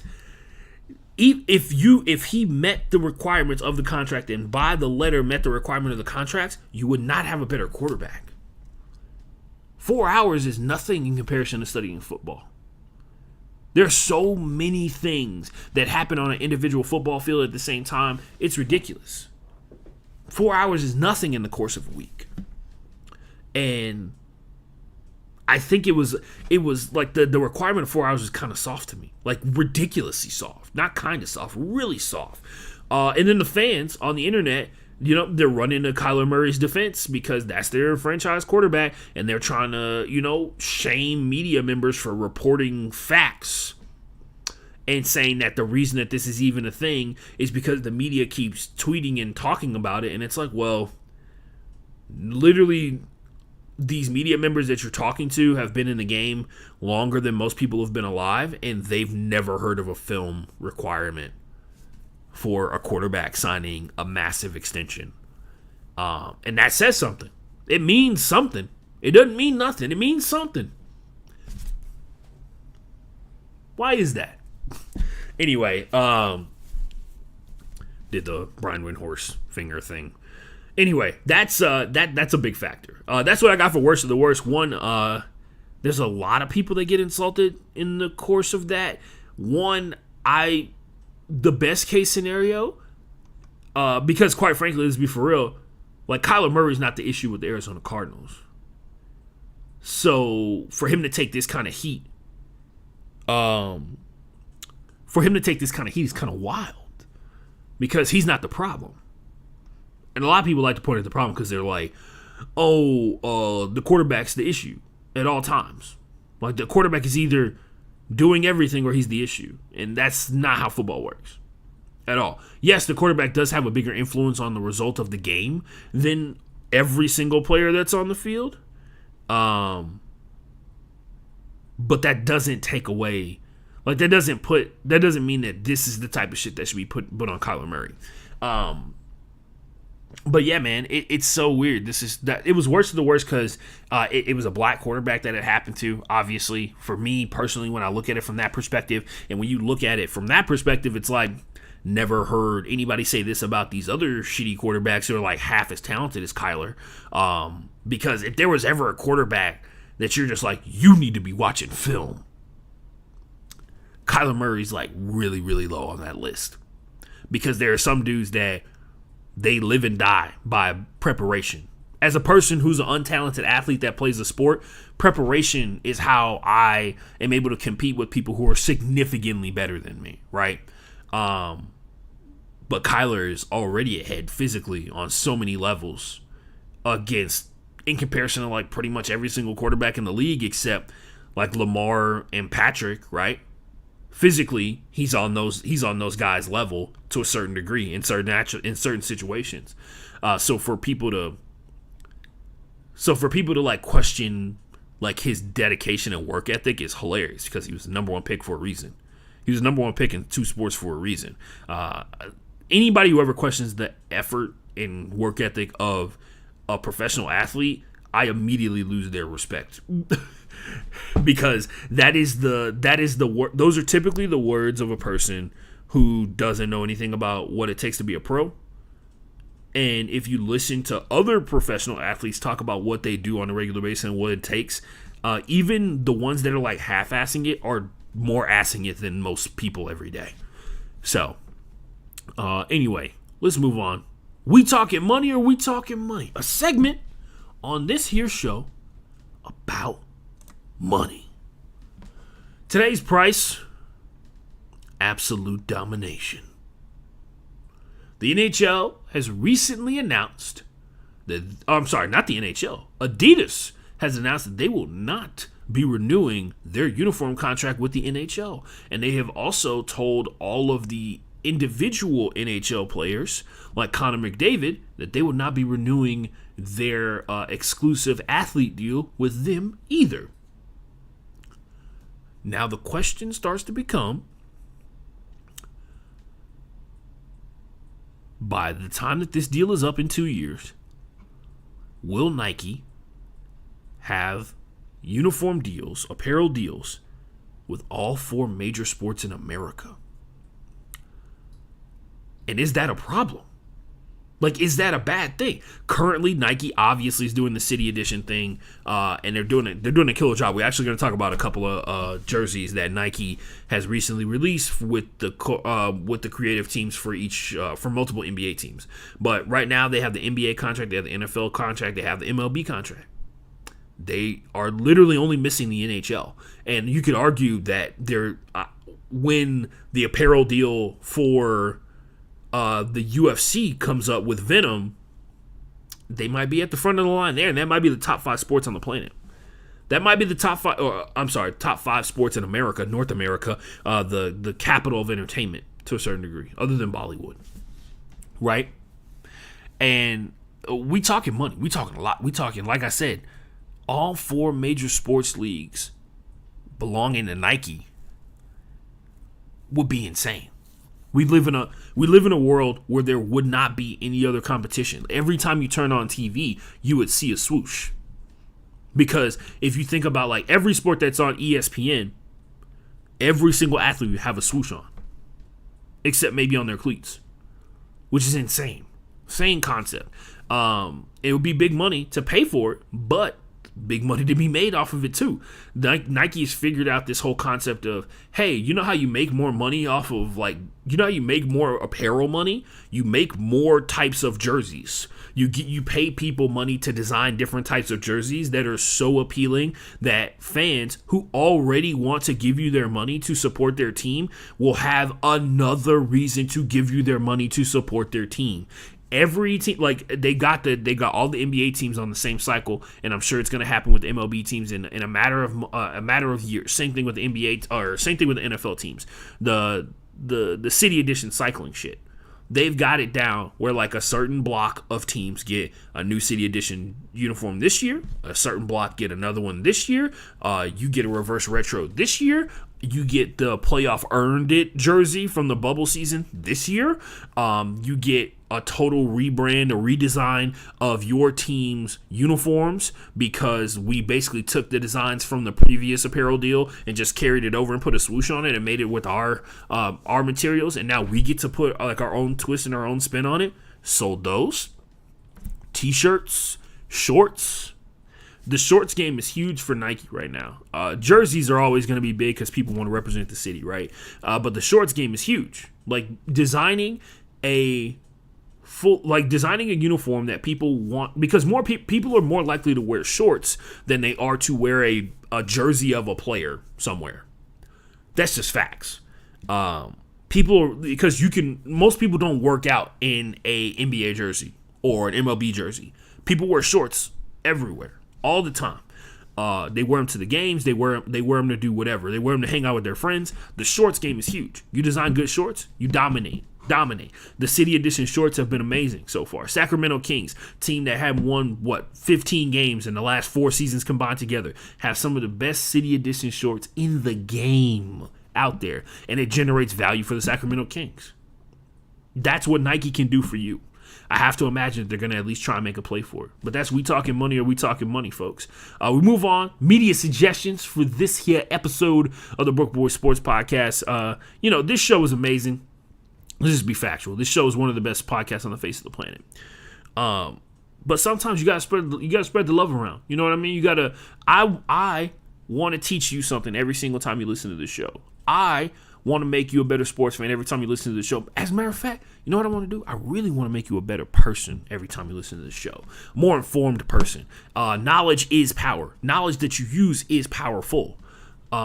And here's some knowledge. Here's some cool podcasts that I've been listening to. These are all sports ones this week. But nonetheless, there's some cool sports. I listened to a really negative, super uber negative film podcast called Keep It. And it was with film critics. And I listened to them for an hour and a half. And I was like, yo, these people, I think, hate movies. You listen to them talk about film and you're just like, how do you do this job? And you hate everything about it, you hate every film for some reason, and then the only films that they do are from the fucking 1800s or 1920s or 1940s, and it's just really hard to believe that nobody's making anything good now. It's really hard to believe that, but they do make a good point about how Hollywood used to be run by studios that got money for making creative things.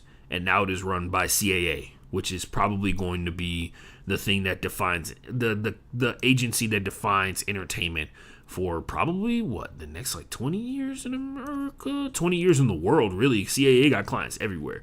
Anyway, my media suggestions, I got 4 of them for you.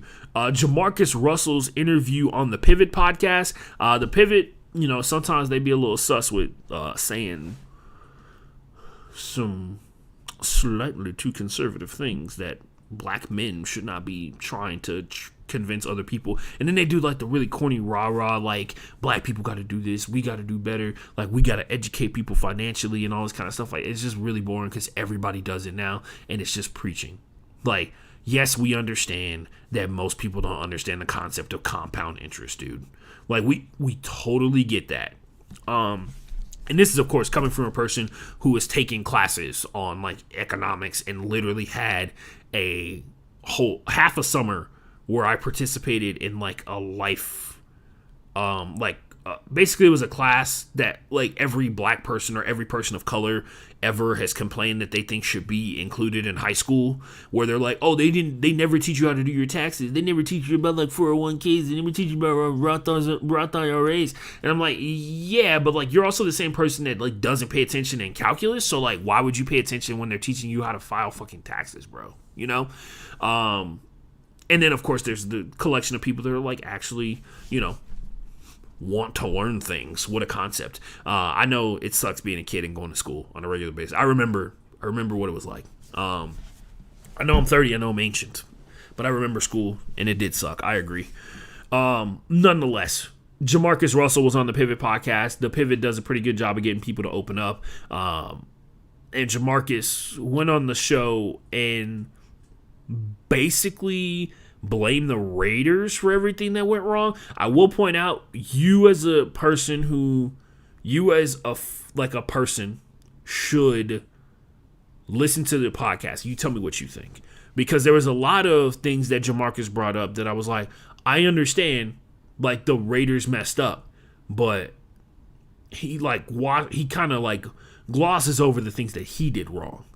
And he said that everything that he did wrong was a byproduct of the Raiders doing something wrong. He said he never felt the support that he needed to be successful. And I was that's really weird. You were the number 1 pick in the draft. They literally have no reason to want you to fail, because if you fail, everybody's fired. So there's that. And it's very clear that he still got some stuff that he's working through, because death and fame hit him really hard all at the same time. He had like some really important people in his life that passed away when he was young in the NFL. And I think he does a good job of explaining his side of the situation. Some of that stuff definitely came off like excuse making, and then some of it was like Jamarcus was a dude, like he's a kid, he's 22 years old and they gave him like $50 million. And he lived his life a certain way and he played football a certain way. Jamarcus Russell is one of the, and he talks about like the film thing where like they gave him the blank disc and he mentions like, he's like, yeah, like I probably didn't watch it or whatever. But they also like, why were they trying to like figure out why were they trying to figure out if I did or didn't watch it? And I'm like, so they could get you to watch film and prepare? Anyway, watch it. Really good, thought-provoking conversation. ESPN Daily, July 27th. So today is July 30th, Saturday, because it's 1 o'clock in the morning. July 27th, the ESPN Daily did a episode on. If you don't know what ESPN Daily is, it is a show. It's like a hour or less podcast, 30-minute or less podcast, hosted by Pablo Torre about like some big sports story that's going on either that day, a giant article that ESPN wrote, or a giant story that's been going on for a while. Like he's done multiple stories on Brittany Griner. He's also done. They did this one on July 27th was about the fake cricket league that went down. If you didn't hear about it, there was a group of Indian farmers who pretended that they were players in the Cricket Premier League in India, which of course in India cricket is like the biggest sport ever, right? Without question.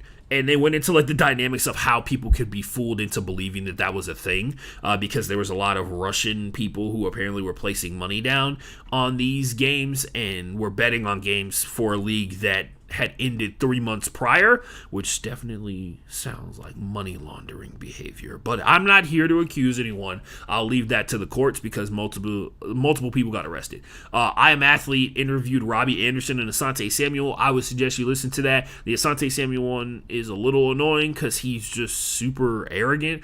Like, there's no question about it whatsoever. Asante Samuel is like a really legendary football player. But when they get to the point where they talk about his kids, and how his kids don't seem like they like him, and then he explains a moment where his daughter, who's like on the track to potentially being an Olympian, had like she didn't want to go to track practice, and so he got like all of her electronics and threw them off the roof of the house, and he questioned why his kids don't necessarily like him. And I'm like, I cannot point. And maybe he was being hyperbolic about him taking all of her electronics and like breaking them all, but basically he was like, you are a child and you're gonna do whatever I say. And he put all of his kids like into sports immediately type of deal. And he's like very clearly has presented, like he very clearly on the podcast, you can listen to it. It sounds like he forced all of his kids to play sports. And the NFL players who were on the show, like Pac-Man Jones and Brandon Marshall, he's like, yeah, man, like they don't understand. Like, we got the cheat code on like how to be successful and like how to get to the top and all this kind of stuff like that. And, I always find it like, I know a lot of people look up to those guys. I find it tough.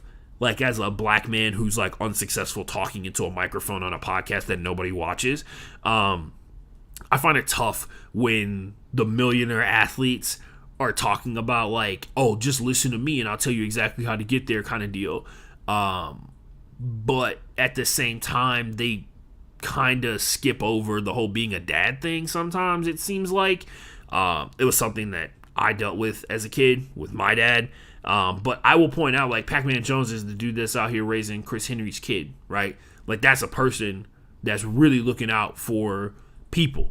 Like, he's looking out not just Chris Henry Jr., but also, like, his other kids as well. Like, that's a really high-quality friend who wants the best for the kids, whether it be sports or not. And it seemed like Asante Samuel knew that his kids had like genetic gifts that came from him and possibly their moms or their moms as well, but like in the same time, like sacrificed at the time because they could circle back and become closer than ever because Asante Samuel Jr. is in the NFL and playing corner, right? But like circle back and they can be closer than ever type of deal. But it also seems like they sacrifice being dads sometimes, like caring about their kids. And I get it. Like a lot of times dads, their job is to force people or force kids to do things that they objectively don't want to do to show them like the importance of doing things that you don't want to do but help develop you as a person, which I think is important. It's a tough role to take on, especially considering like mothers do everything else. It's part of the reason like I don't want to be a parent because I don't think I can like sit there and force a kid to do something that's like actively going to improve them, but then they're like kicking and screaming all the way there, and that's my choice. But yeah, it was an interesting conversation. Tell me what you think about it. Listen to the I Am Athlete episode with Asante Samuel and tell me what you think. Robbie mumbled a lot. It was a little frustrating. Robbie Anderson mumbled a lot, which is not surprising at all. I've listened to his press conferences before, but he told his story and I thought it was interesting. I enjoyed listening to it. The Athletic Football Show has a series. I think it's Zach Kiefer that is the Athletic Indianapolis Colts beat reporter. He did a series called Luck where they retold Andrew Luck's path to the NFL and what made him retire. Did not know that Andrew Luck was one of, I think they said like 10% of people on earth have the bone that Andrew Luck broke in his ankle that would not heal and was part of the reason he retired. But listen to it. It's like a 6-part thing. I think each episode is under an hour and it's all scripted. So it's like very smoothly done. They talk to individual people. I think they talked to Oliver Luck, which is Andrew Luck's dad, who's really prominent in football even to this day. But they talk to people about like his upbringing, like how he's different than other quarterbacks. They talk to his former teammates because I think they talked to Jaquel Jackson, who was a really good linebacker for the Colts. They talked to it wasn't Melvin Bullitt. They talked to his old teammates. And they gave their perspective from the outside looking in on Andrew as a person and being his teammate and how he was just so different than any other athlete they had ever been around. And they talk about what Andrew's doing now, which Andrew's happy, which is great. Because about halfway through the series, you realize like, damn, dude, you just want this guy to like live his life and be happy.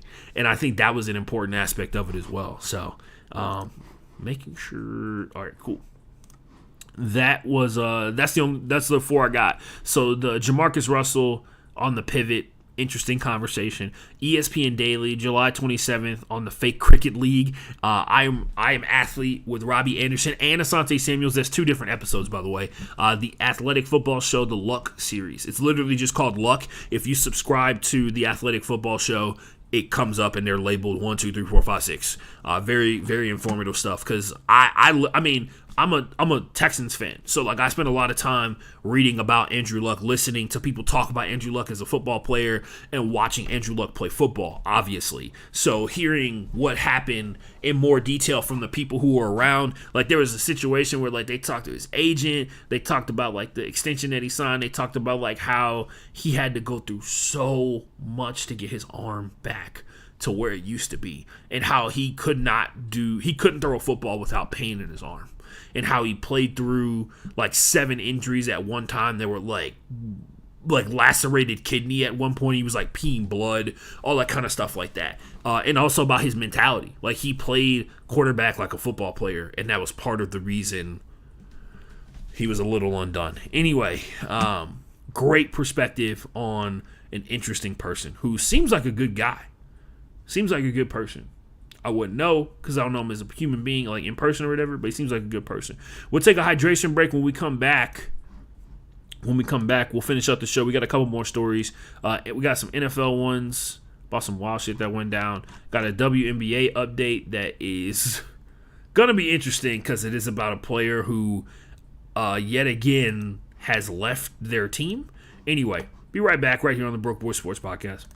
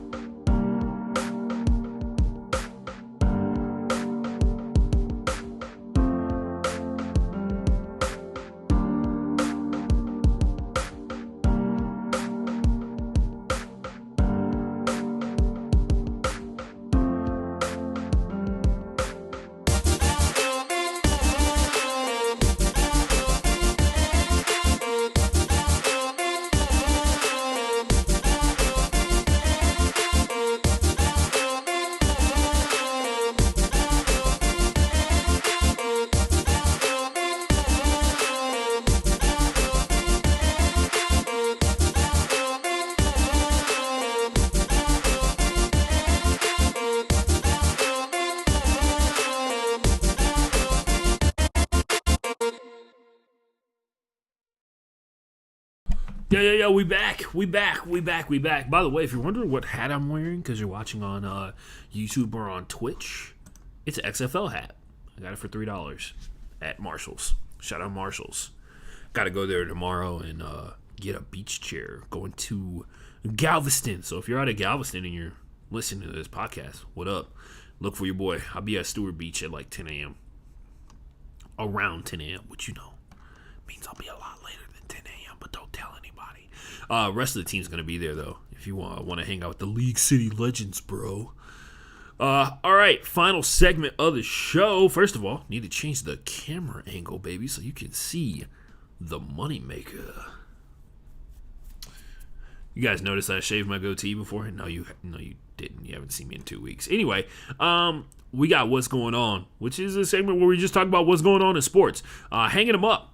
So there was this really weird thing going on while the first couple days of training camp. Multiple players retired for different reasons. So Buster Screen, who's played corner for multiple teams but currently is on the Tennessee Titans roster, he's 33 years old. He was selected in the 5th round. He played in the NFL for 11 years, dog. He got 2010 is when he got drafted? Yeah, 2010 makes it 11 years. 11 years in the NFL, drafted as a 5th round pick, playing corner. That's a long time to make it, bro. Longevity is something that you should always respect. And pretty much any aspect of life. If you meet a Walmart employee that's been at Walmart for 20 years, and yes, there's an aspect of it was damn, dude, you've been here for 20 years and you don't own this shit. You're not a general manager. You're still out here working on the floor and stuff. That's a tough look. It really is. But if you're 20 years at Walmart, whether you get promoted or not, 20 years of dedication at a job that I factually can tell you sucks ass, very impressive. That's one thing about the old generation that has proven interesting. That's one thing for sure about my generation that is different. Like the people who are my age and the people who are younger than me have different perspectives about like leaving and staying at jobs. Mainly because we have broken ourselves of this concept that like our jobs owe us some, like our jobs treat us nicely because they give us money regardless of like that money being equivalent to the amount of money we actually justify and deserve, and so because they give us money we have loyalty to them even though they show time and time again they have zero loyalty to us.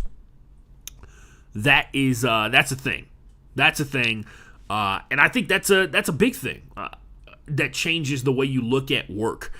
Because a lot of people feel like they have some connection to their job, and most of my generation is just kind of like, nah, dude, like I collect a check here. Yeah, there are people that I like. I can even like the boss of my job and still have no connection to my job in terms of like I feel like I got to show up when they ask me to show up and it's my off day, you know? And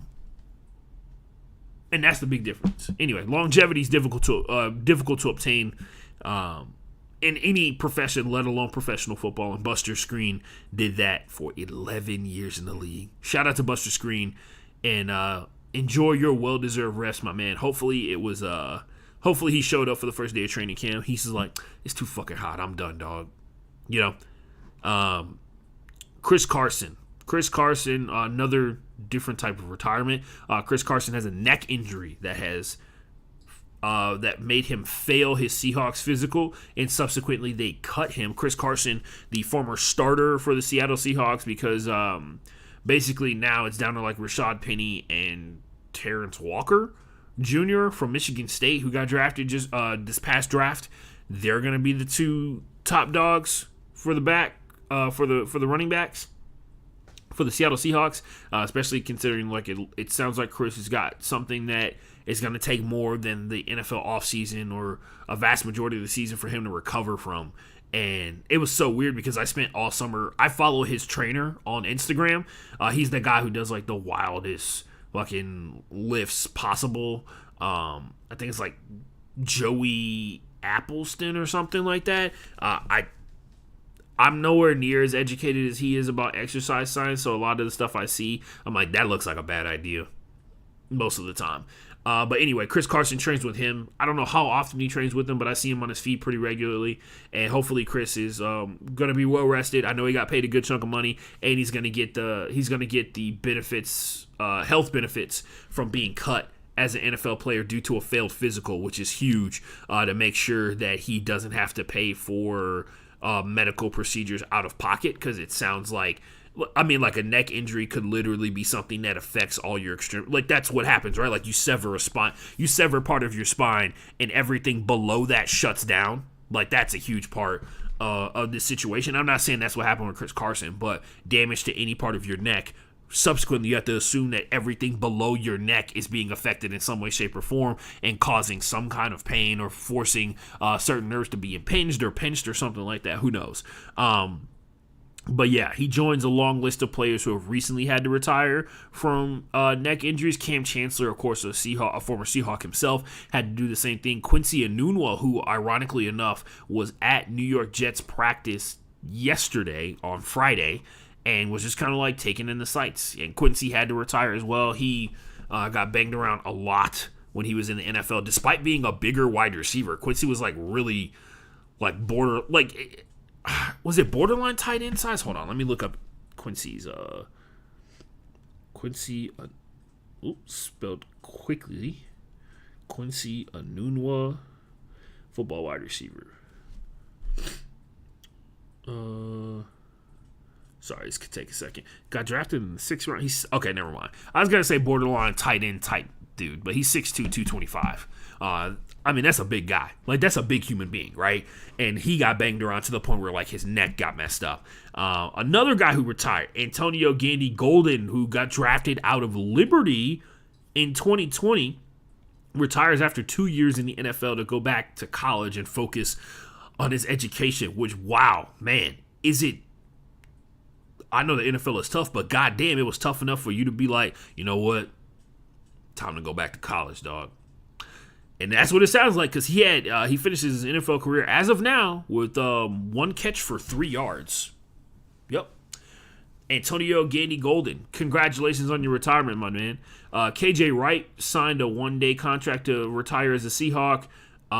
What is it? Jared Allen is going into the Minnesota Vikings Ring of Honor. That's pretty cool. Shout out to one of the best to ever do it. I think it's not 69, is it? Jared Allen, that was his jersey number, but I think he had more than 69 career sacks. Jared Allen career sacks 136, not even close. I thought there's somebody famous. There's a NFL player who had like 69 career sacks, and I see a meme about him sometimes. Other stuff went on in the NFL. DK Metcalf finally got that money. Justin, get that money. Oh, what was that? That was weird. Anyway, get that money. DK obviously super excited to have that generational wealth in his family. He said he got on the phone, he cried with his mom, and he cried with his dad. And shout out, DK Metcalf been getting money for a long time. You know, he's a part of the Ole Miss money team. You know what I mean? Anyway, shout out to him. Been doing it for a long time, and obviously he's getting his money now before the shit goes off the rails, because for the Seahawks, it very clearly looks like they are on a track to fly off of a goddamn cliff this season. And I mean, not in a sexy way. Like, it looks like they are on the path to crashing and burning at the bottom of a ravine after flying off of a cliff, that they could see that the train tracks have been broken from like 5 miles away. And so DK getting his money now is going to be huge, because they're going to need him for what's coming next if they have a chance, if they want to ever have a chance of getting back to where they were when Russell Wilson was the quarterback, if they ever want to have a chance of getting back to where they were before or while Russell Wilson was the quarterback, obviously. So as they wait for, let's be for real, they trying to get into the Bryce Young sweepstakes. So quarterback for Alabama. What a time to live in where people want quarterbacks from Alabama now. DK Metcalf, shout out to him. Baker Mayfield apparently is splitting reps, first team reps with Sam Darnold. Even though we all know the thing, right? Like, everybody in agreement, we all know Baker Mayfield is significantly better than Sam Darnold. Like, even on Sam Darnold's best day, he's probably not as good as Baker on a mediocre day. Baker's just not elite, but he is very good. I think we can all agree on that, especially when he's healthy, which he is. But yeah, J.J. Watt was being weird about the Guardian cap helmet thing. If you've been noticing on NFL social media, every player's been wearing basically the 7-on-7 helmet on top of their regular helmet. J.J. Watt says he feels like a bobblehead when he wears it, and it's just like, it very much came off like old man yells at cloud type shit. I'm sorry, old man yells, get off my lawn type shit, because he was like, oh, it makes me feel like a bobblehead. And I'm like, bro, you can't even see it. Like, you literally can't see it. You can't even feel it on your head. But yeah, the Guardian caps are to help reduce impact, which of course subsequently will help reduce the micro concussions that can potentially, as of now, scientifically lead to CTE. A disease that you cannot detect in a person until they've passed away. So anyway, that being said, J.J. Watt was really weird about, like, it definitely was like, oh, this is different. I don't like that, because, like, professional athletes are creatures of habit, which makes sense when you got millions of dollars on the line, depending upon whether or not you can go out there and make money moves. So J.J. Watt trying to make these money moves, you know what I mean? Lamar Jackson's contract. Let's have a conversation, guys. There's a couple of factors going into this. Lamar Jackson is the only big-name quarterback that hasn't signed an extension that was a first-round pick. Lamar obviously was the last pick in the first round a couple of years. Well, I say a couple of years ago, but it feels like it was just yesterday. A couple of years ago, he was the last pick in the first round. Ever since then, the clock has been ticking on to get him signed as soon as possible. Lamar doesn't have an agent. If you guys don't remember that, his mom is his agent, type of deal. She represented him throughout the course of the NFL draft process. Remember, she was the one who was like, oh, Lamar's not running a 40-yard dash, so stop asking how fast he is. Draft him at quarterback and find out. Luckily, the Ravens were smart enough to be like, well, there's this film of him running and everybody being 20 yards away. I think this guy's pretty fast. So yeah, that was a thing. But now we're in a situation where every week that passes, every week, that's the sound of the price going up. In the famous words of Jay-Z, that's the sound of the price going up. And it is it's going up. It's going up. And the important thing is, obviously, all this time where Lamar isn't officially on the books for his contract is a combination of a couple of things. And I ask you this question as an audience member, if you're sitting out there listening and you want to feel like you want to look like an insane person talking to yourself, whether you're in your car or in your house. Lamar Jackson, based off what you've seen of his career so far, if he goes out here and has a terrible year as a quarterback, he was NFL MVP a couple years ago. If he goes out here and has a terrible year, does that actually affect the amount of money that he's going to make on his contract?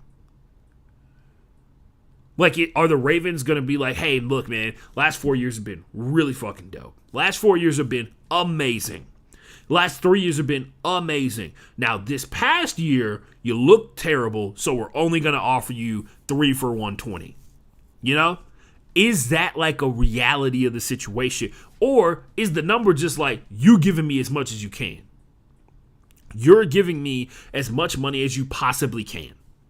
And it's not changing based off the way that I play, because I get paid based off what I've done in the past, which a lot of people can make a legitimate argument. Hasn't been much in the postseason. Been a lot during the regular season, though. Has clearly changed the way that defenses defend quarterbacks. Has clearly gone out there and made every play in the book besides throw a behind-the-back touchdown. You know? But that's like a real thing. That's like a real thing to really consider about this, because Lamar, like, if that's the case, if the number's already decided and the number is going to be the most, he can wait as long as he wants to, because he has another year passes, another year of the salary cap going up, because the NFL keeps making money, right? Another year of the salary cap going up because the NFL keep printing money.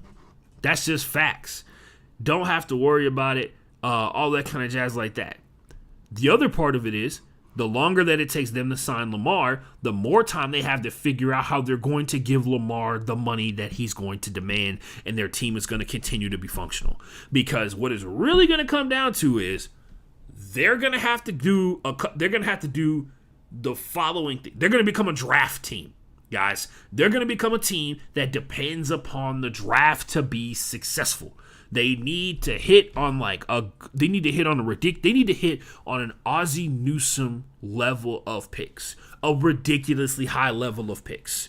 And they have I'm sure right now they got a list of dudes they're going to have to cut at the end of this season. No matter how well that they play as individuals, they're going to have to cut these guys, because they need to clear out the cap space, and they need to become a team dependent upon the success of rookies, which is probably why they spend a good chunk of time trying to figure out how to draft multiple defensive line to be able to have a good pass rush that doesn't center around one guy being uber successful, right? Because that one guy's going to demand a bunch of money. That's an important part. They don't have that. Like, they don't have to. They have a bunch of young pass rushers to go out there. One of them eventually is going to hit, and a couple of them are probably going to hit because of the just sheer number of them that are very, very good.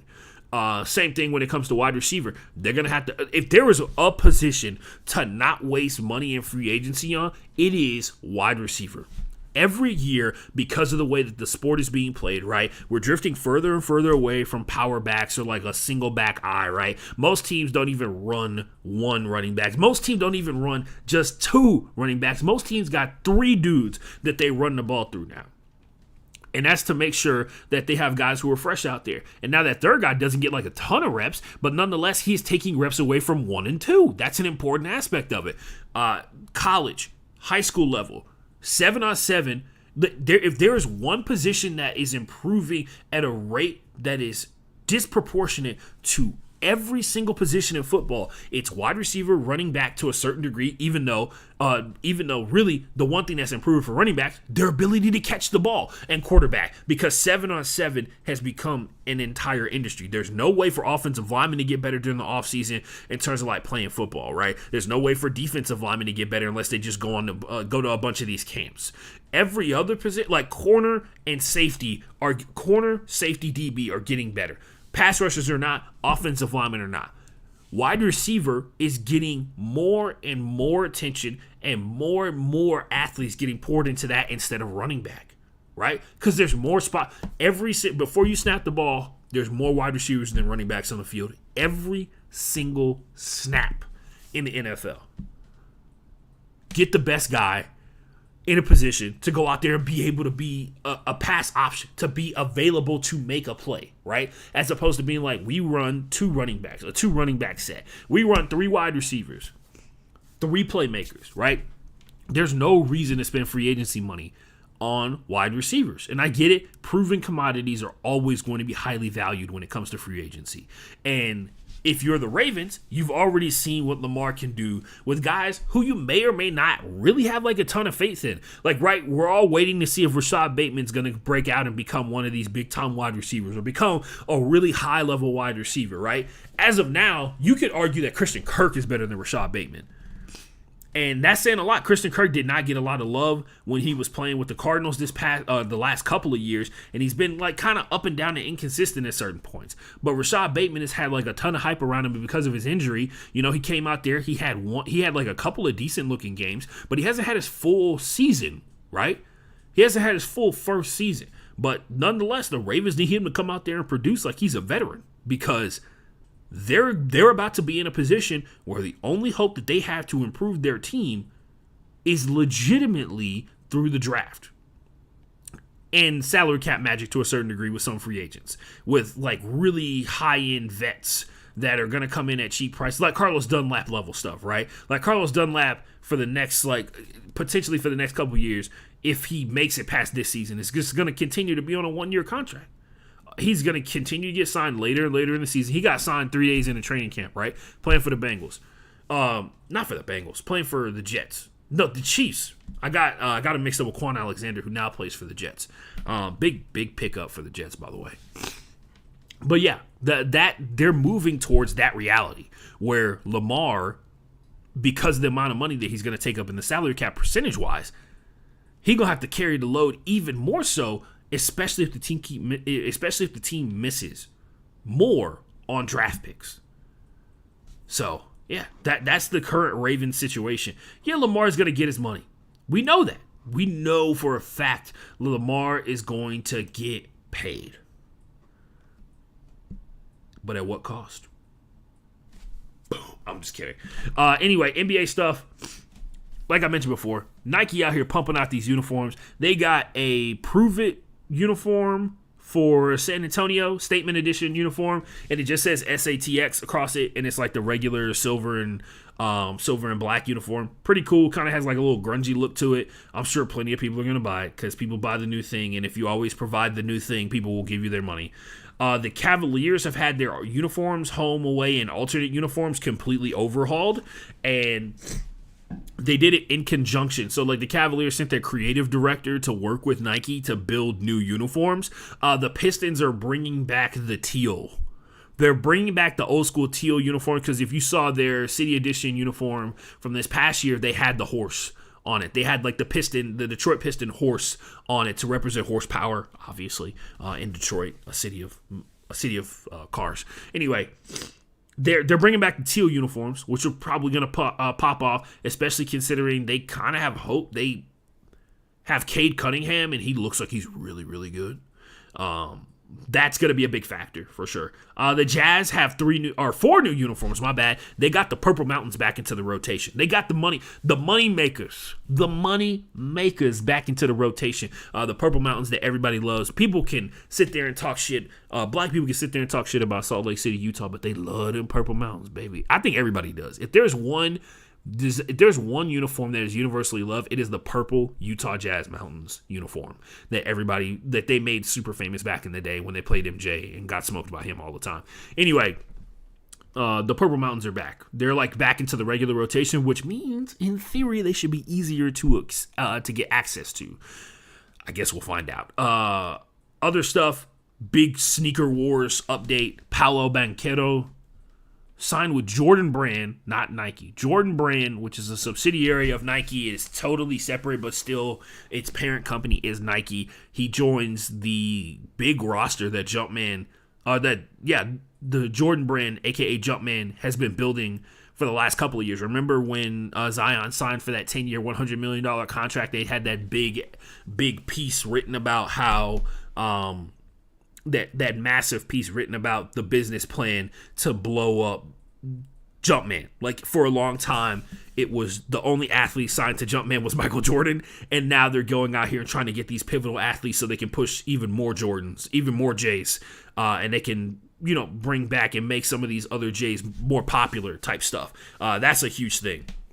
So yeah, Paolo signing with Jordan Brand is in the same vein of trying to get the new young faces with the brand that they want to rise to high level of prominence as well, to get more money off these J's. Trade talks with Kyrie Irving and Donovan Mitchell apparently have stalled out because, they're both superstars, so the team that is trying to trade for them is going to have to give up everything in the kitchen sink. So, like, the Knicks thinking that they're going to have a first-round pick for the next 4 years is, like, off the table. Like, it's stupid. Kyrie getting traded to the Lakers for Russell Westbrook is something that people have been talking about. I saw Dan Wokey for the LA Times wrote an article about, it's called the Lakers Newsletter, check it out. He wrote an article about how Miles Turner plus Buddy Hield would be enough money for the Pacers to take Russell Westbrook. And then the question immediately after that is, why would the Pacers want Russell Westbrook? They are not a rebuild team, which is true. A lot of people right now are having a tough time selling Russell Westbrook for what he truly is, which is a dominating basketball force that is not necessarily great for an NBA caliber team, right? Because he can't carry the squad on his back like he used to back in the day. So they got to figure something out. They got to figure it out. But yeah, Kyrie and Donovan Mitchell trade talks have stalled out, which means somebody isn't budging on something in terms of the trade, and they're going to wait and see what time does, because time creates pressure. It just depends upon who the pressure is being created. The Utah Jazz are a team that has shown that they're trying to move on and rebuild from the ground up, which means that they got all the time in the world. The only thing that Donovan Mitchell can do is really affect their ability to get the first pick in the draft, but he won't be able to do too much when he ain't got nobody to pass the ball to. And it also could open the door for other trade partners to enter into the conversation. Like, there's a certain select group of teams that are just out of it, right? Like, they're not having a conversation about, hey, we're going to trade you like all of our draft picks, then plus 2 of our starters for Donovan Mitchell. That's just not happening for some teams. But yeah, the Kyrie situation, trying to derive the value of Kyrie to a certain degree, right? Truly elite basketball player. Is he going to be available to play basketball for you? That's the question that they're asking all the time. Have to be asking constantly. But yeah, no, that's what's going on in the NBA right now. We move on to the WNBA. Got a couple of stories here and then we're done. This is it. Liz Cambage has left the LA Sparks, which is the WNBA team in Los Angeles. And it started this whole conversation about whether or not Liz is the most toxic player in the WNBA, which is a legit question I guess you can ask, but one that kind of doesn't necessarily make a ton of sense.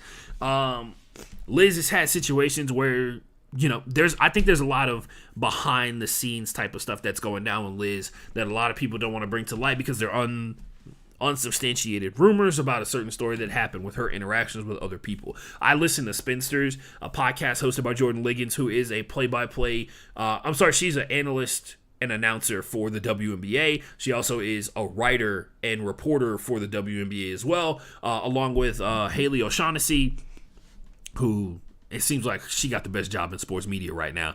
She be hanging out with rich people and being drunk. Anyway, being drunk, talking sports. She talks a lot about astrology, and yes, it is very annoying to me, but I listen to it because Haley does have some good perspectives on certain things. She has like the social aspect of it to talk about, but the whole Liz Cambage situation, they called it a contract divorce, which had never happened in the WNBA up until this season, and it has now happened twice with the other team we're going to talk about in this segment. But yeah, Liz Cambage leads the LA Sparks, and it brings up questions about when she was with the Tulsa Shock and how her anxiety and her mental health had like deteriorated to the point where she was like unable to go a single day without crying herself to sleep.